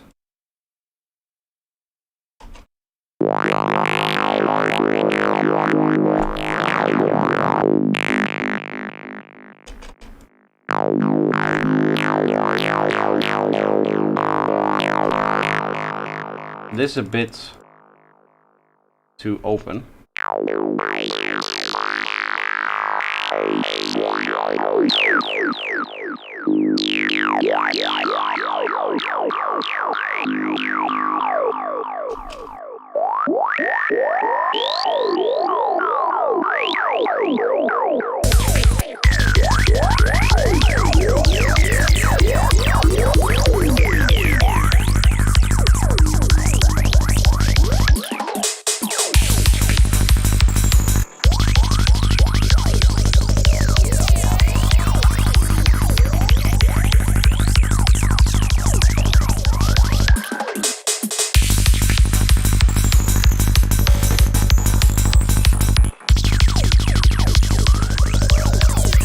I've noticed, yeah, a lot of my audience is actually a lot older than me. Kind of strange to imagine.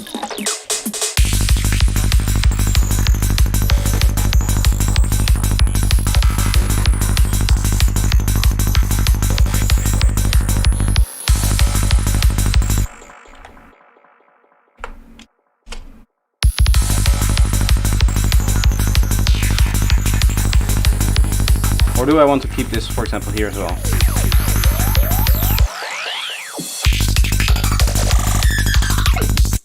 It might actually be cool to keep it here as well, right?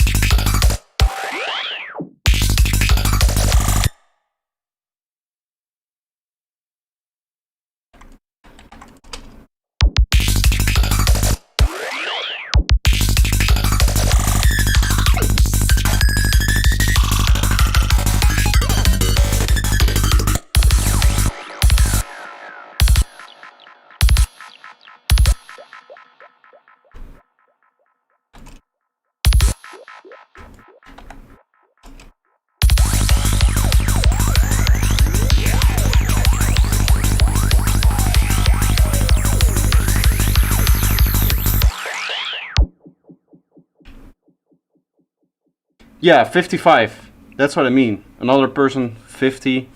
In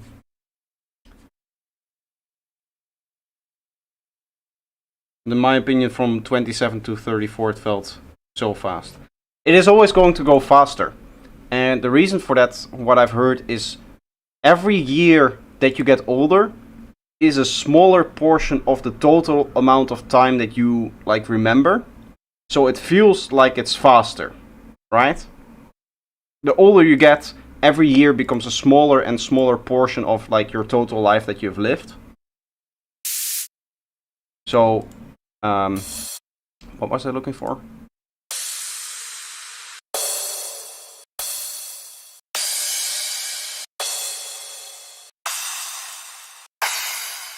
Yeah, something like this, I guess. So, what I was saying is every year that you live, it is a smaller part of like your whole life, and therefore it feels faster.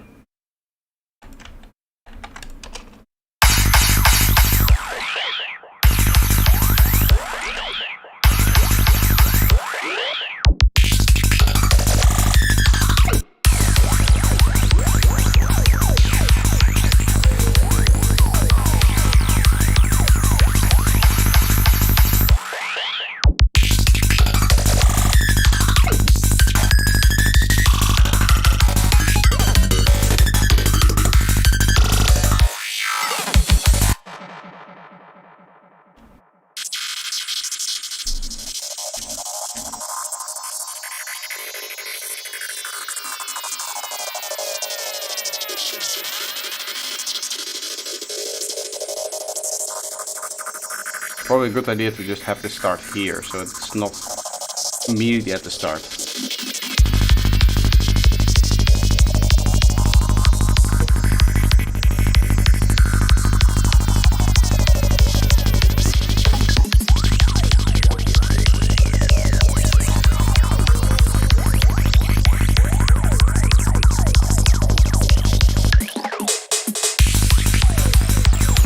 I think I got that theory from Vsauce. I think he talks about this kind of stuff as well.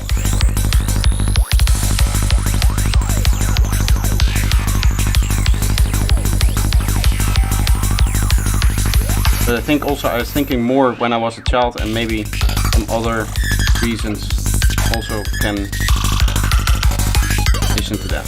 Yes, obviously there's more things. Overall, the world has gotten faster, like as a whole.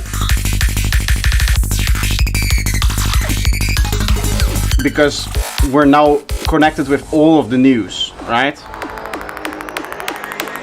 Literally everything that happens immediately exists on your phone.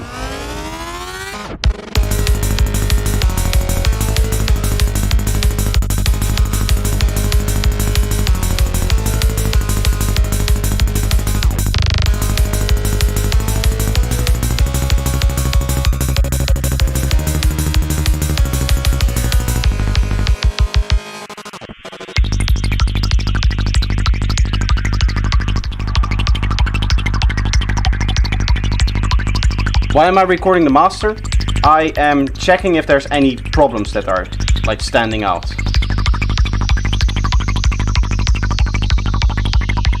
Any issues in terms of like fills not coming through the way that I want them to, that kind of stuff.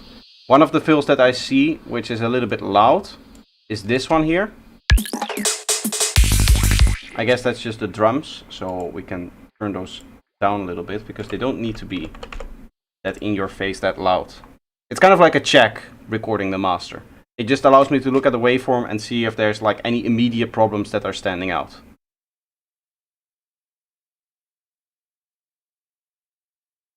The whole world is immediately accessible. Indeed, yeah, I think that plays a big role in just perceiving time going faster because there's just more news events, there's more different things happening.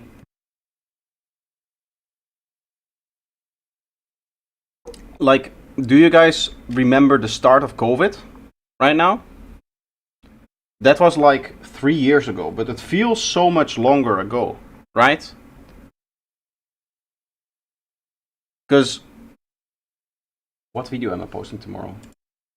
I thought in 2 days. Tomorrow? Let me check. Because normally I post a little text thing before it. So that then would have gone out today. Oh yeah, the custom rack one. That's actually for tomorrow. And then I have one the 23rd. Okay, yeah, that makes sense. Okay. You scared me a little bit, dude. But it's true, yes.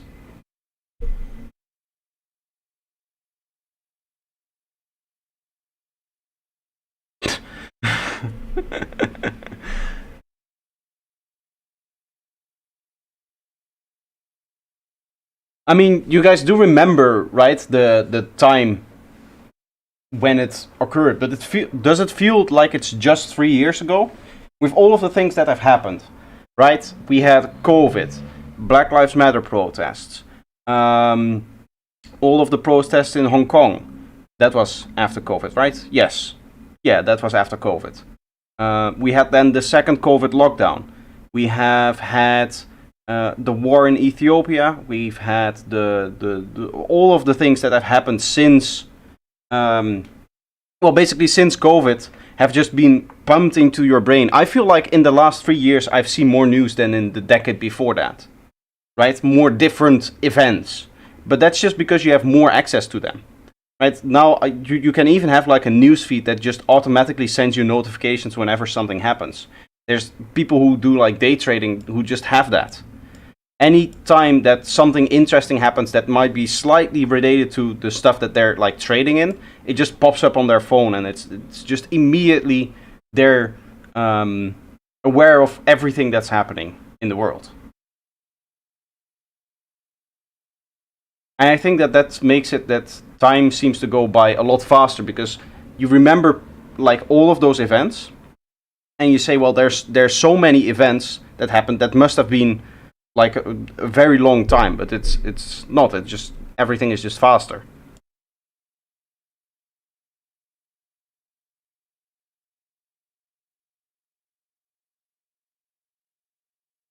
Oh, I remember that. We used to have a very good MP3 player because it could use like the SD card. So ours had like half a gigabyte when it like first came out. But that was the internal memory and then the external memory. You could have like, I don't know how many songs, like 100 songs on it, maximum maybe. Something like that. I want to do a couple of one-shots here.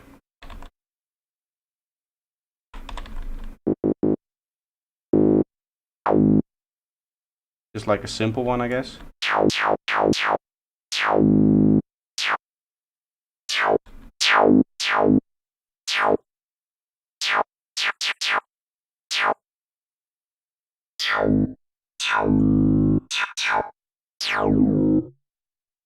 Oh, that's cool. We can do that.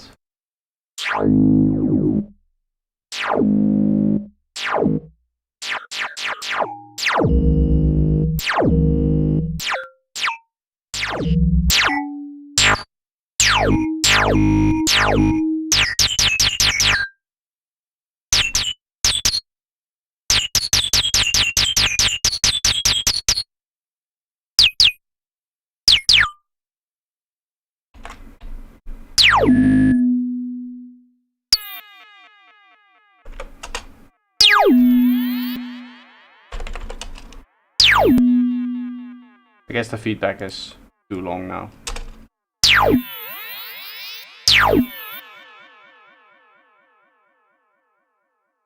I'm gonna group these.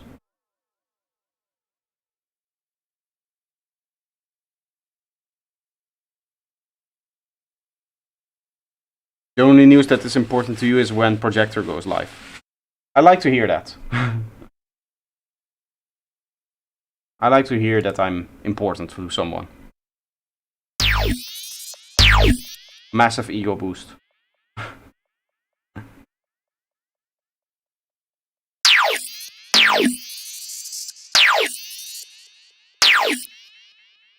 okay. We added like a very long, nice echo.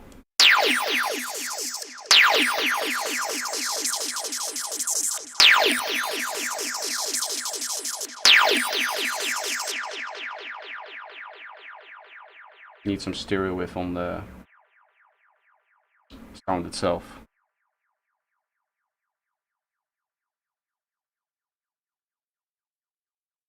I mean, at this point, the news is something that you just cannot keep up with. The last time I really decided to like keep up with the news was the night of the invasion of Ukraine. That was like when that happened and all of the news came out, and obviously everybody was very, very excited about like what's gonna happen, how is it gonna go. That was like one night where I was just like constantly checking everything. I had like feeds open and everything. I had like a live stream open to just check, because obviously that's like a huge event, right? At that point, there were rumors that this could be like the start of a new world war, essentially. So I was like, well, if there's ever going to be a massive event of like my generation, then it's going to be this. So I might as well follow it. But ever since then, I sometimes see a little bit of the news. Like I have a few channels that I'm subscribed to. Philip DeFranco is one good example. I like to watch him because, you know, he just condenses all of the important stuff into about 15 minutes. There's another company from the UK that does the same kind of thing. They do like 4 stories in a video, and then the video is like 8 minutes long, right? So that's a nice way to consume just a little bit of news, to just have the idea that, oh, I'm still, you know, keeping track of the things that are happening in the world a little bit. Because I do find it interesting what happens in the world, even if a lot of the news is like negative and it can take up a lot of your time. If you just consume it just a little bit, I think that it's actually interesting and that it actually makes you like a better person, understanding kind of what's going on in the world, right? My dad is really into like African news and stuff, because for his work he often has to go there. So I get a lot of that news from him, and he sometimes just like sends me an article, something like that. Actually, I want to do like a longer sweep here.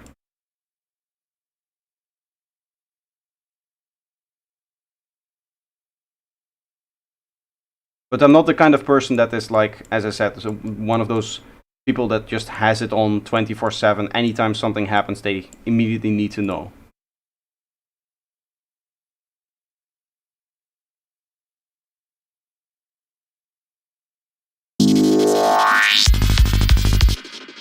Okay. Actually, these are very loud as well, aren't they?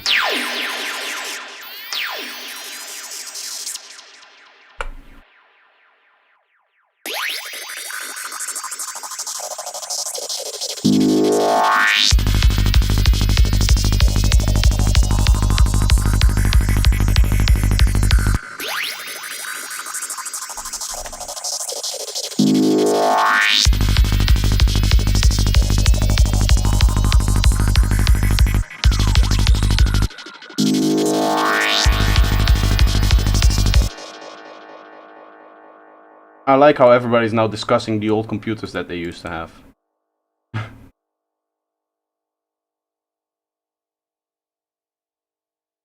Floppy disk for storage. I'm a little bit too young to remember like actually using floppy disk, but I do remember them laying around the house. Because obviously my dad, for his work, he had, you know, all of the floppy disks and whatever else he needed for his work. I remember... one thing I remember vividly was there was this game called Lego Loco, I believe. Let me find this. This is childhood memories now. Is this the one? Yeah, this game here. It's like a Lego city builder kind of thing. It was actually really cool. It was very fun, and I played like this thing all the time because it had like the train system. And I used to always be and still am a very big fan of trains. I just think that, you know, it's very neat stuff. I also like traveling by train. I'm actually going to Switzerland by train. But the Lego Loco, the reason why I bring it up is I specifically remember when my dad got a new computer, I got his, and his computer had a bigger resolution screen. So what had happened is that the play space, what it usually was is there were scroll bars on the old computer because it couldn't fit in like my monitor for the first computer that I had. And when I got the new one, there were no more scroll bars, and I remember being sad because I thought that I now had less space to like play with, not realizing that it's just, instead of having to scroll everywhere, you just have everything on one screen. And like that's one of my like vivid memories from back in the day with like technology and how stuff was back in the day and things kind of progressing. You know what I mean?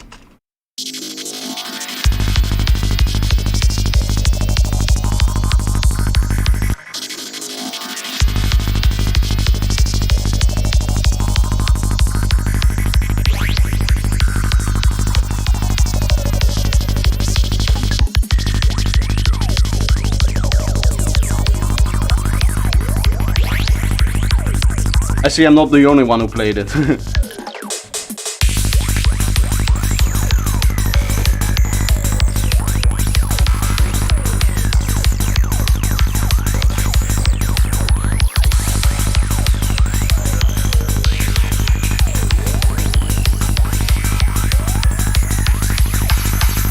Hello, Lade.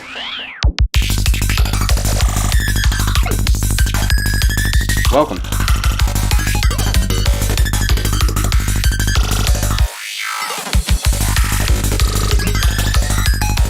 Thank you, dude.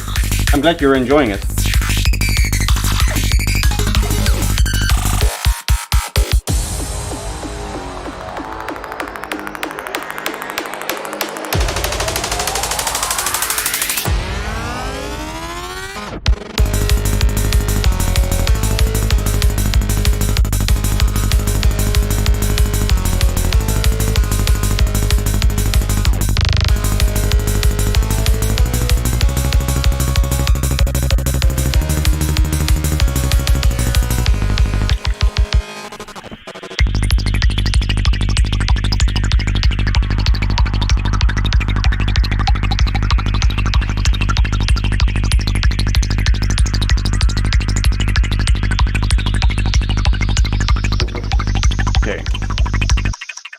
Let's get a few more one-shots in here.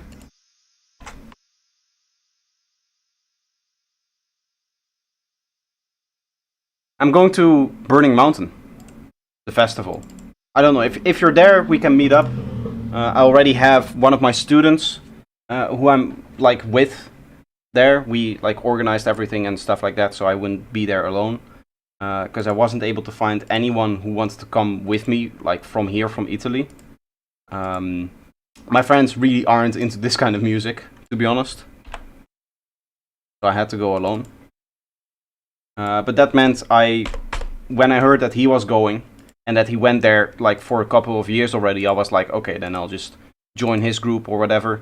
But if anybody else is going there, then obviously I wouldn't mind, you know, finding each other or just, you know, meeting up, something like that. Isn't Burning Mountain mostly progressive? Yes. But this year there's Outsiders, so I wanted to go. That's all I need. No, and they have this year they're bigger. There's Aja, there's Avalon, there's a techno thing they're doing now. They have like a third stage in there with techno, which is interesting.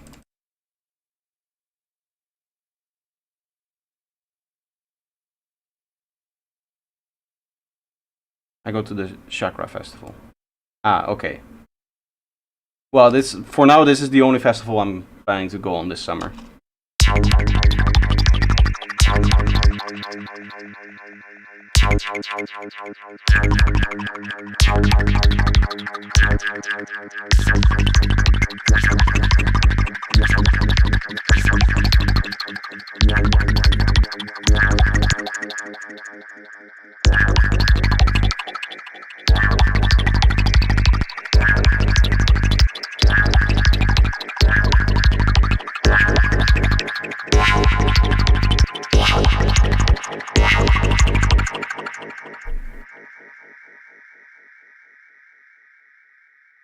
I said chakra, but it's Shankra. Sorry.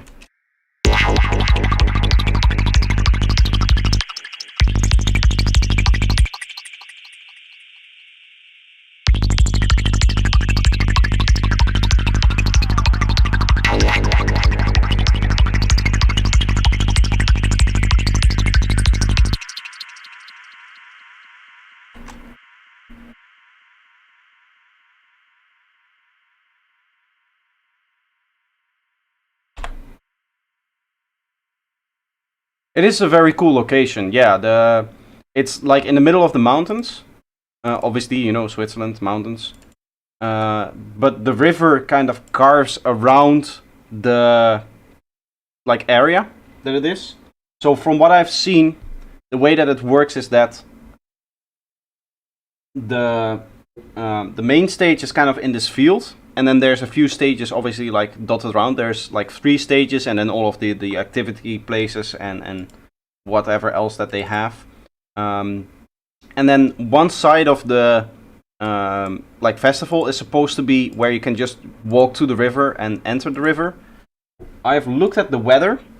Let me find it again, because you guys are going to find this funny. Oh, it's looking better. Ooh. It was completely raining here, were the predictions for this weekend. But now it's just Friday. Which, I mean, it's the opening of the festival, like the main stage, where they have like the big flame that they put on fire. So that would be annoying if it then rained. But similar to how they do at Orzora, where they have like this big fire that they light and then like the main stage opens, they do the same thing in Burning Mountain. Obviously for the... One of the things that I've learned about living in the mountains and the weather, Sleepwalker, is you never trust a forecast unless it's from a farmer. From a local farmer. They know what the weather is going to do, and I don't think anybody else knows. Right? Because it's so unpredictable. It depends from valley to valley, like what the weather is going to do. Actually, let's do just like a standard kind of gritty sound here. And then just...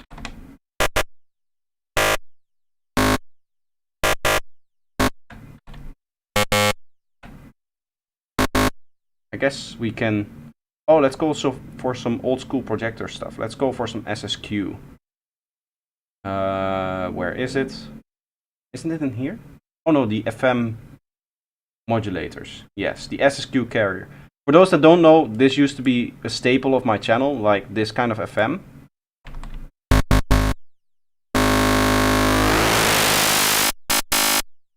Maybe this waveform is a little bit too strong for that. Okay. But this. You get some really nice FM tones out of a wavetable that looks like this.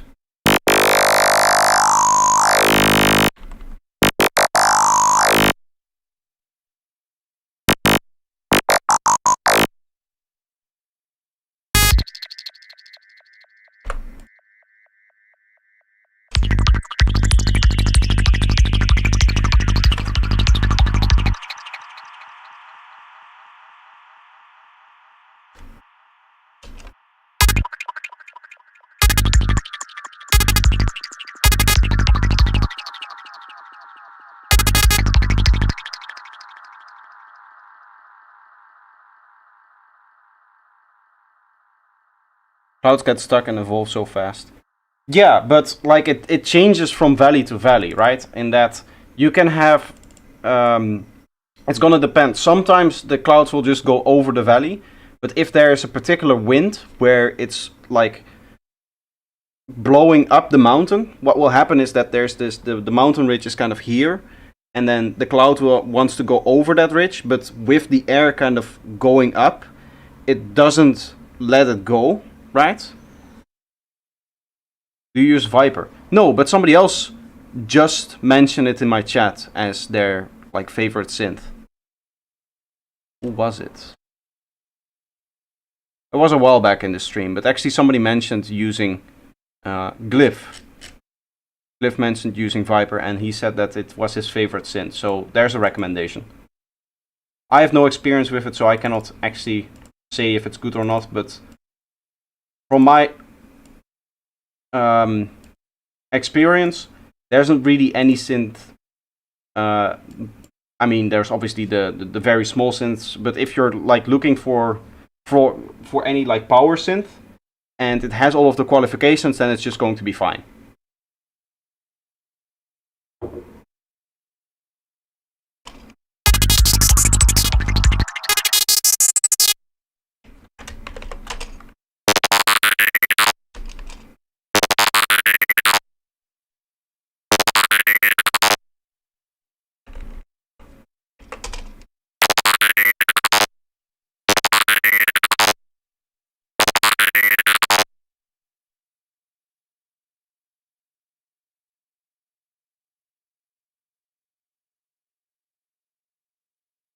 Bliss was there last year, not this year, right?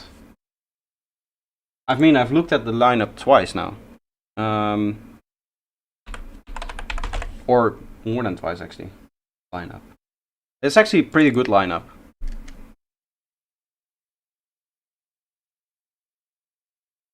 Actually, oh wow. Okay. Yeah, so Bliss, Avalon, Aja, Outsiders, somebody else that I really want to see. I mean, the rest is all like more progressive. I guess Liquid Soul, but I'm not really a fan of Liquid Soul, to be honest. There's more places as well. There's the second part, or the second floor, which is nice. This is again very progressive and stuff like that. Prog Vision, obviously.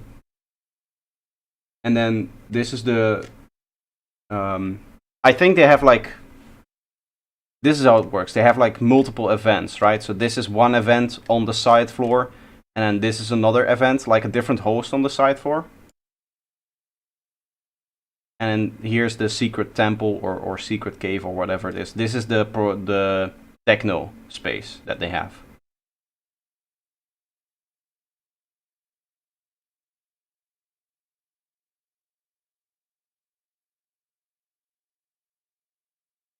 Thanks for stopping by, Davey.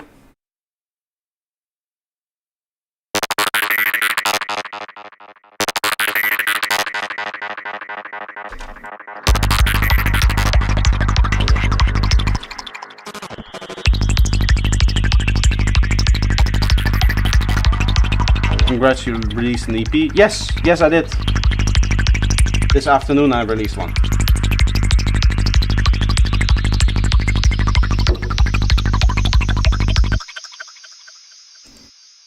Called Universal Questions, because all of the tracks focus, for each track I focused on one main big question in life kind of thing. That was the idea behind it. I always like when I'm doing projects like an EP or an album. Obviously the first album that I ever put out. Where's the Bandcamp?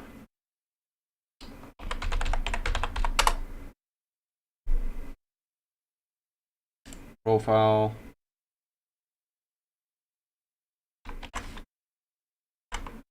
Here. I mean, I released it everywhere. It's even on my YouTube. So the way that I'm releasing it on my YouTube is that I just posted the whole thing, the whole EP, right? If I go in here, my videos, you can see the whole EP is there. This is all of the stuff that I've already scheduled. So that I can go to the festival in peace and you guys wouldn't notice if I didn't tell you. Because it would just look like I'm still here, apart from the fact that I wouldn't be streaming. But I'm also rendering the music videos, right? So this is the music video rendering. This is the first one. This has been taking 20 hours now, and it says that it still needs 2 more hours, but it has been saying that ever since it was like here. So these music videos will then release like every 2 or 3 days as well. I'm hoping that I can get 3 of them rendered before I leave for Burning Mountain. That way I can post them every other day, which would be ideal. But otherwise it will become like every 3 days or every 4 days, something like that. By the way, welcome. I didn't say welcome at all. That's not nice of me. Here I want to do some kind of cool squelch. One of the things I've been doing in terms of squelches is using a lot of modulation here. So let's say that we do this, 2 bars, we'll set this to 1/2, I guess, and we assign both of them to the same thing. We'll turn this into a sine wave. And then for our final part of the squelch, we'll use a different modulation here. And we'll do like maybe 1 bar. All of them have different timings, all of them have like different shapes, I guess. I guess not technically. Yeah, because this is a triangle, this is not a ramp.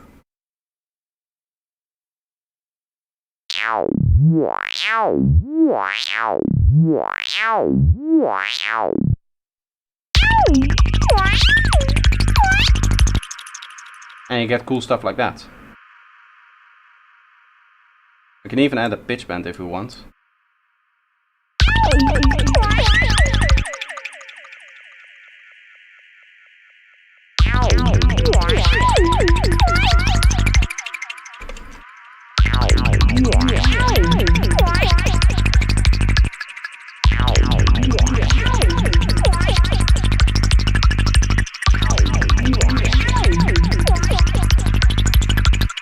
Do a little bit of downsampling.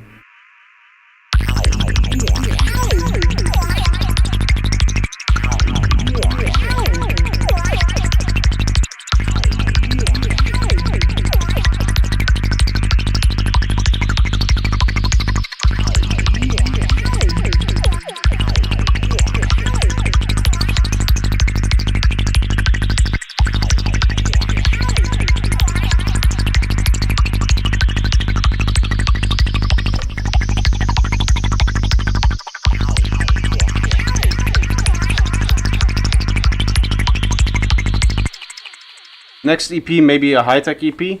I don't know.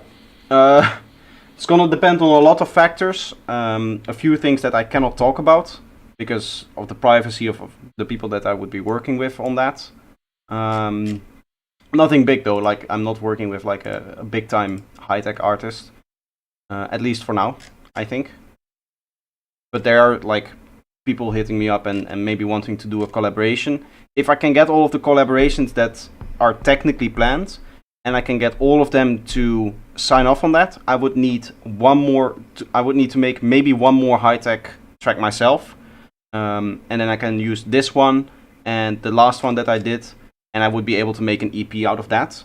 That would be ideal, right? Because then, work-wise, I have to do very little to get another EP out. If that's not the case, then I'm thinking of just doing like 2 or 3 tracks and just releasing them all as singles, maybe. Even then, if I really enjoy the high-tech stuff that I've been doing up until now, I might just continue until I actually have the 5 or 6 tracks needed that I want to actually bring out an EP. I don't like EPs with just 4 tracks. I think that's too little. So I at least want 5 tracks if I'm going to do an EP. Like that has always been the way that I do it, I think. I can actually check that. Maybe there's 1 EP. My first EP might have been 4 tracks.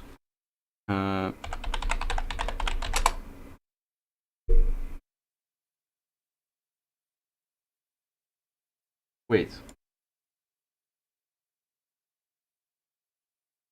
That's a lot. Is that all from my... Oh wow, yeah. Okay. Oh, I didn't expect this to get 100 views for each of the...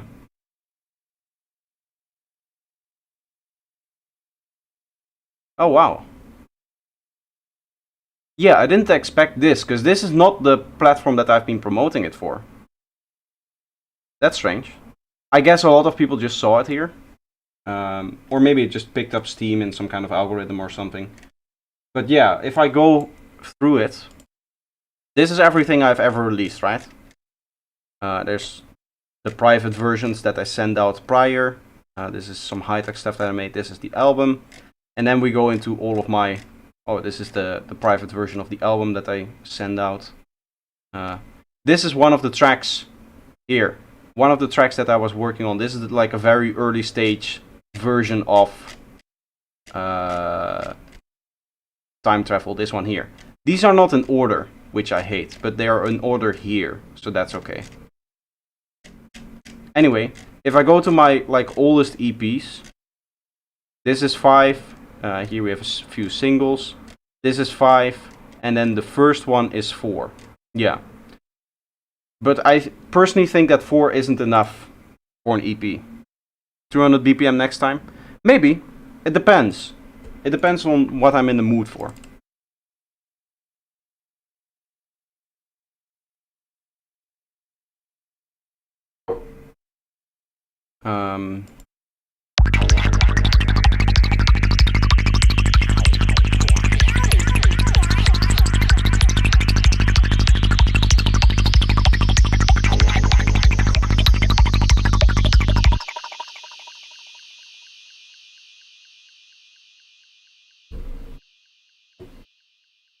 Let's see.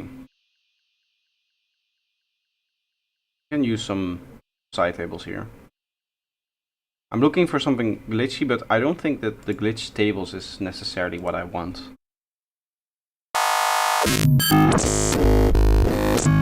Yeah, there's some aggressive changes there.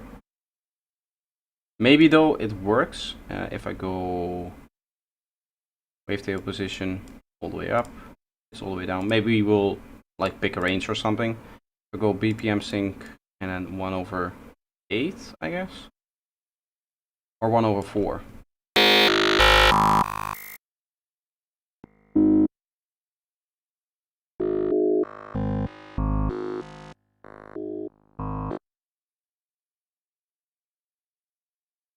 Yeah, that can work. I wanted to do like this. Nice offbeat rhythm.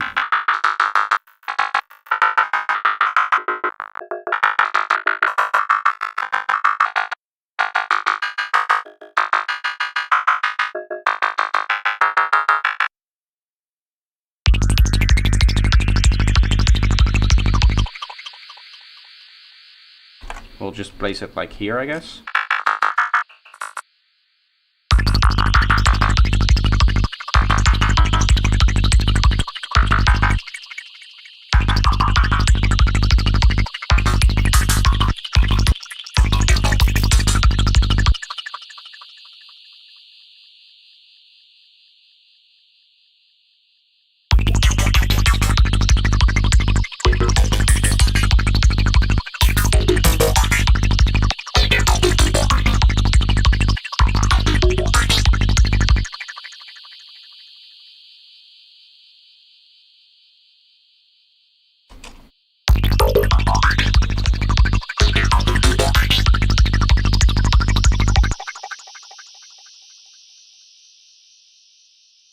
And obviously we need not a dotted, but a normal.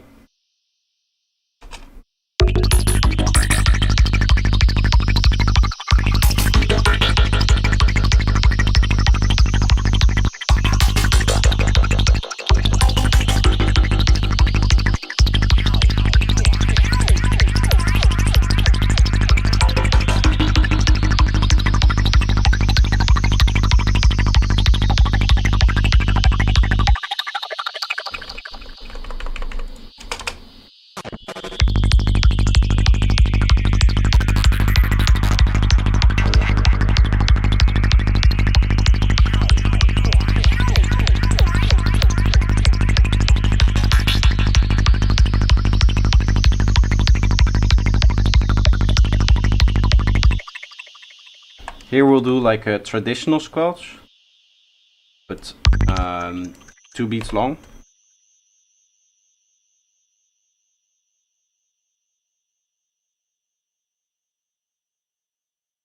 These screen grabs from the visuals that I'm making are actually really cool looking. I shared one before already in Discord, But this is another example of just the little screen here looking very, very promising. And I've been rendering now for like three and a half days. And because of all of the crashes and all of the things that weren't well organized, and one of the renders was just wrong. I had like a wrong value in the BPM field that I used to calculate or make all of the calculations that are time-based within the project that it is, right? So one of the renders I could just like throw away, and I've seen a little bit of that one, but as soon as I realized like this is wrong, I wanted to actually wait for the render to be okay, right? So all I did was check if all of the individual effects that I put on the different visuals were working the way that they are intended. And once I knew that I didn't have to make any changes in that department, yeah, at that point I just said, okay, I now want to wait for the render to actually be finished. But all of the little previews that it's giving me are looking very, very good. Very nice. That festival looks epic. Is the stream that far behind? Or are you just that far behind? That might be the case, because YouTube doesn't actually do like Twitch live streaming.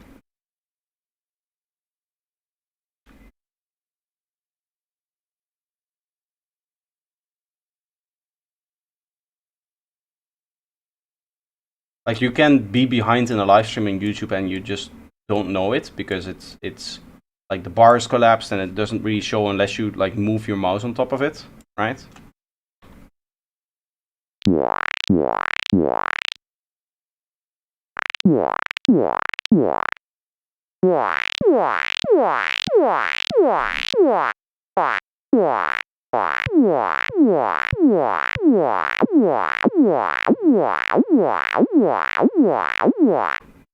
This might be cool.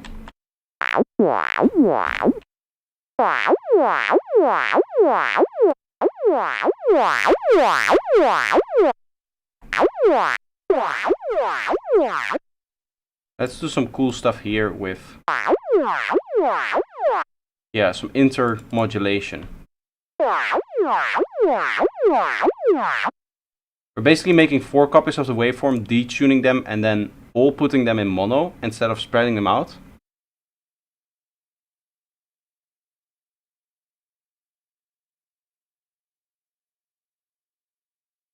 But you're live.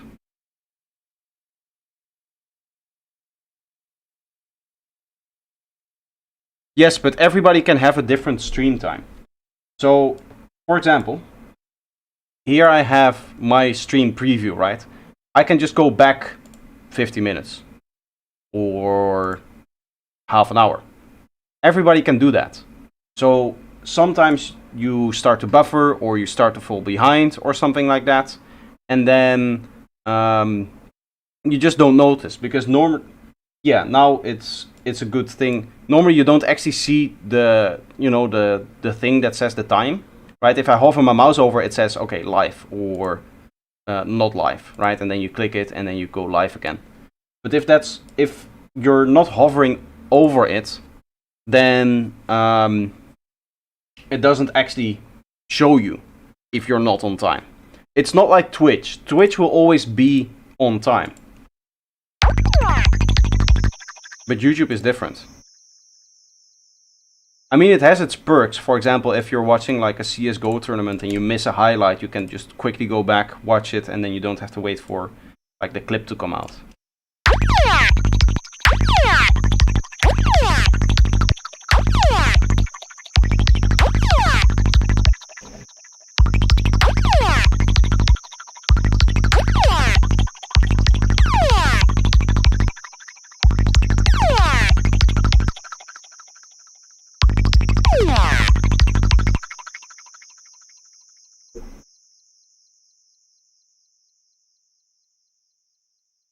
For squelchy stuff, I actually think Silent is superior to Serum. Unfortunately, I don't have Silent.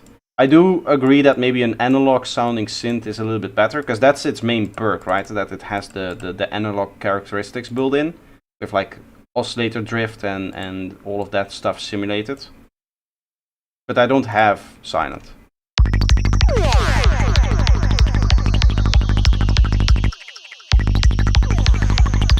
I have to make do with the newer, cooler stuff, unfortunately.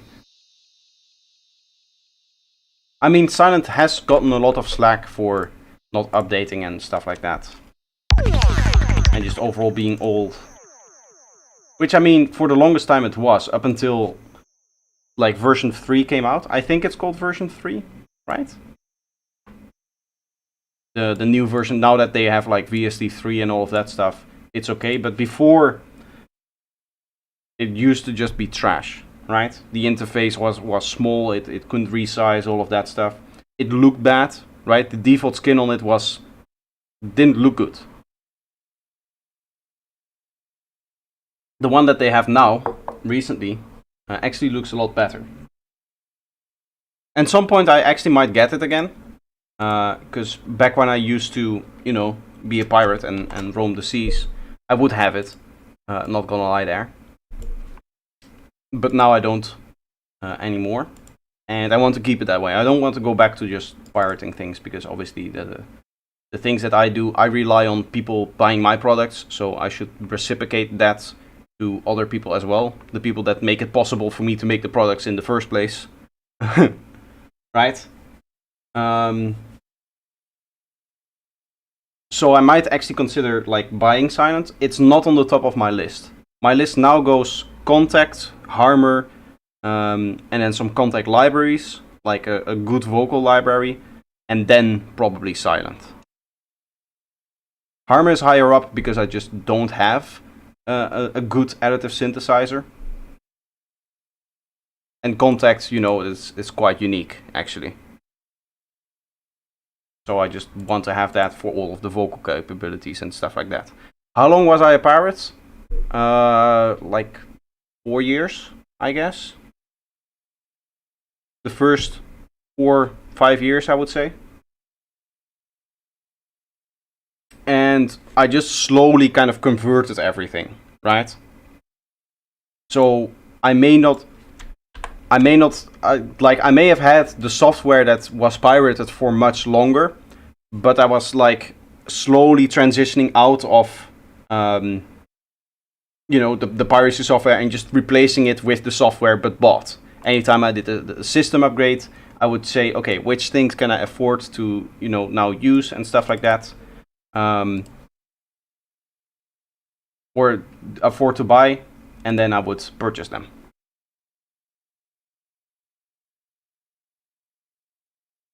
It's not good. I wouldn't do it now. Obviously now, as I said, I cannot. I wouldn't be morally, like, it wouldn't be good for me to just say, okay, I'm going to steal your product and I'm going to use it to make my own products, which I don't want people to steal. That's just hypocritical. So I cannot do it anymore. But back in the day when I first started, yes, everything. I basically pirated everything because obviously it was a hobby. I was 15 years old. My parents wouldn't allow me to spend $400 on a DAW, let alone a whole host of other software and stuff like that. So for obvious reasons, it was just out there, right? Like, I was a kid, I didn't know that. I mean, I guess I knew, maybe I had like a talk about that with my father. But obviously it was just out there. You would just go to a website and just say, okay, I'll crack this thing, I'll crack that thing. I think one of the things that changed that is the subscription model. There's just less of that stuff out there as well. Oh.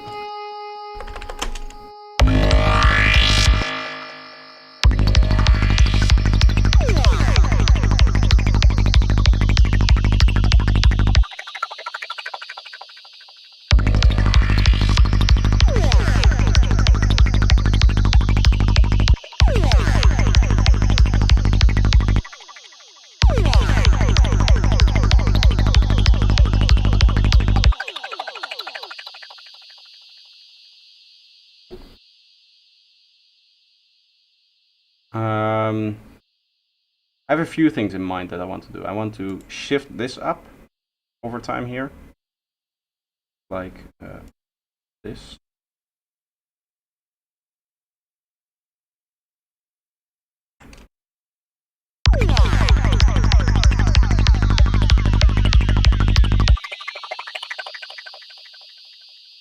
I guess I already have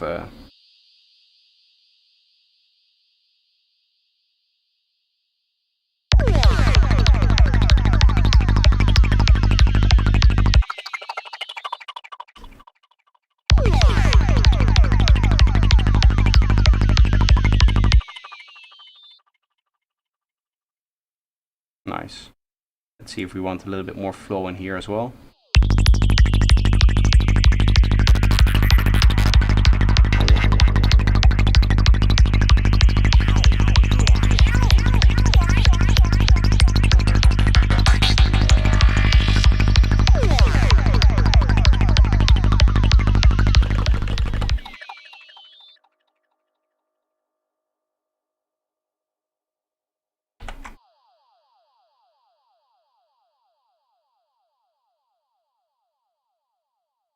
Okay, well, I would say probably what I'm going to do is, as I said, from here on go into a break.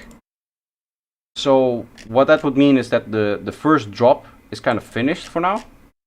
And in a break, I mean, like, maybe I'll go like 16 bars here and then I'll write the... Or is it early? It's a little bit early, right? Going into the break at like 2 minutes and 10.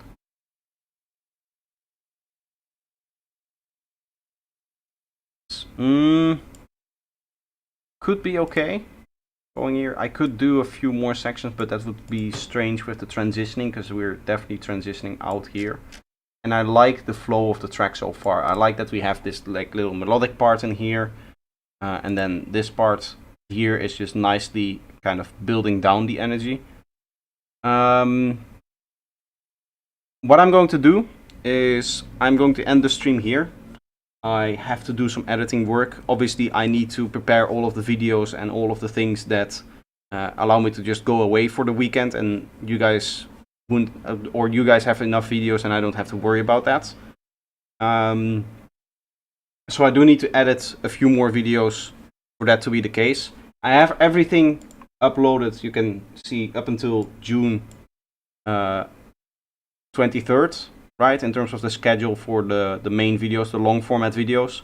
But I don't want to come back and immediately have to go and work on editing and stuff like that. I want to have a couple of days to recover from the festival, I guess.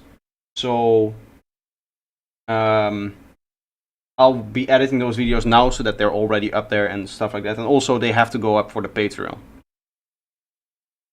You still sure you don't want to get the camera hack? Yes. Yes.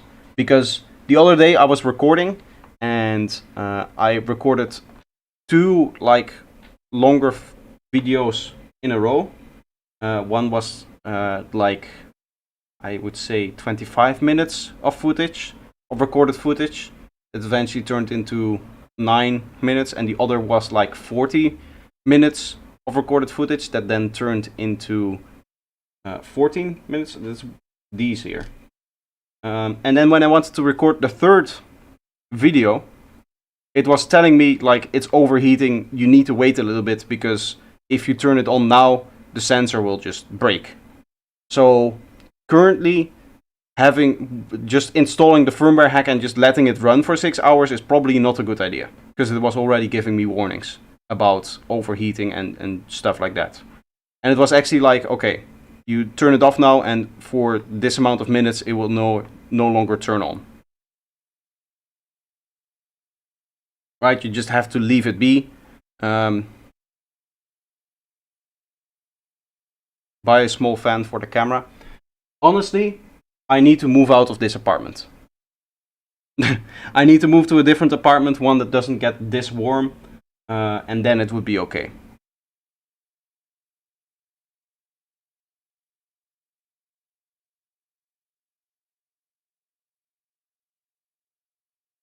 Or an ice bucket, yes. Put it in some water. It's nice and refreshing for the camera.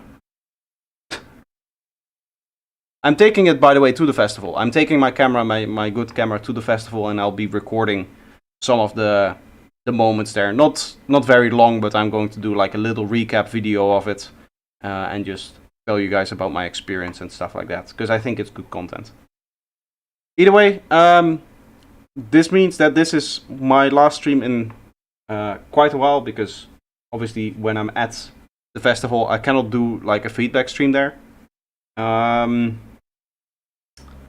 So that means that the next stream is probably somewhere during the week next week, and then I guess we'll just continue on this track.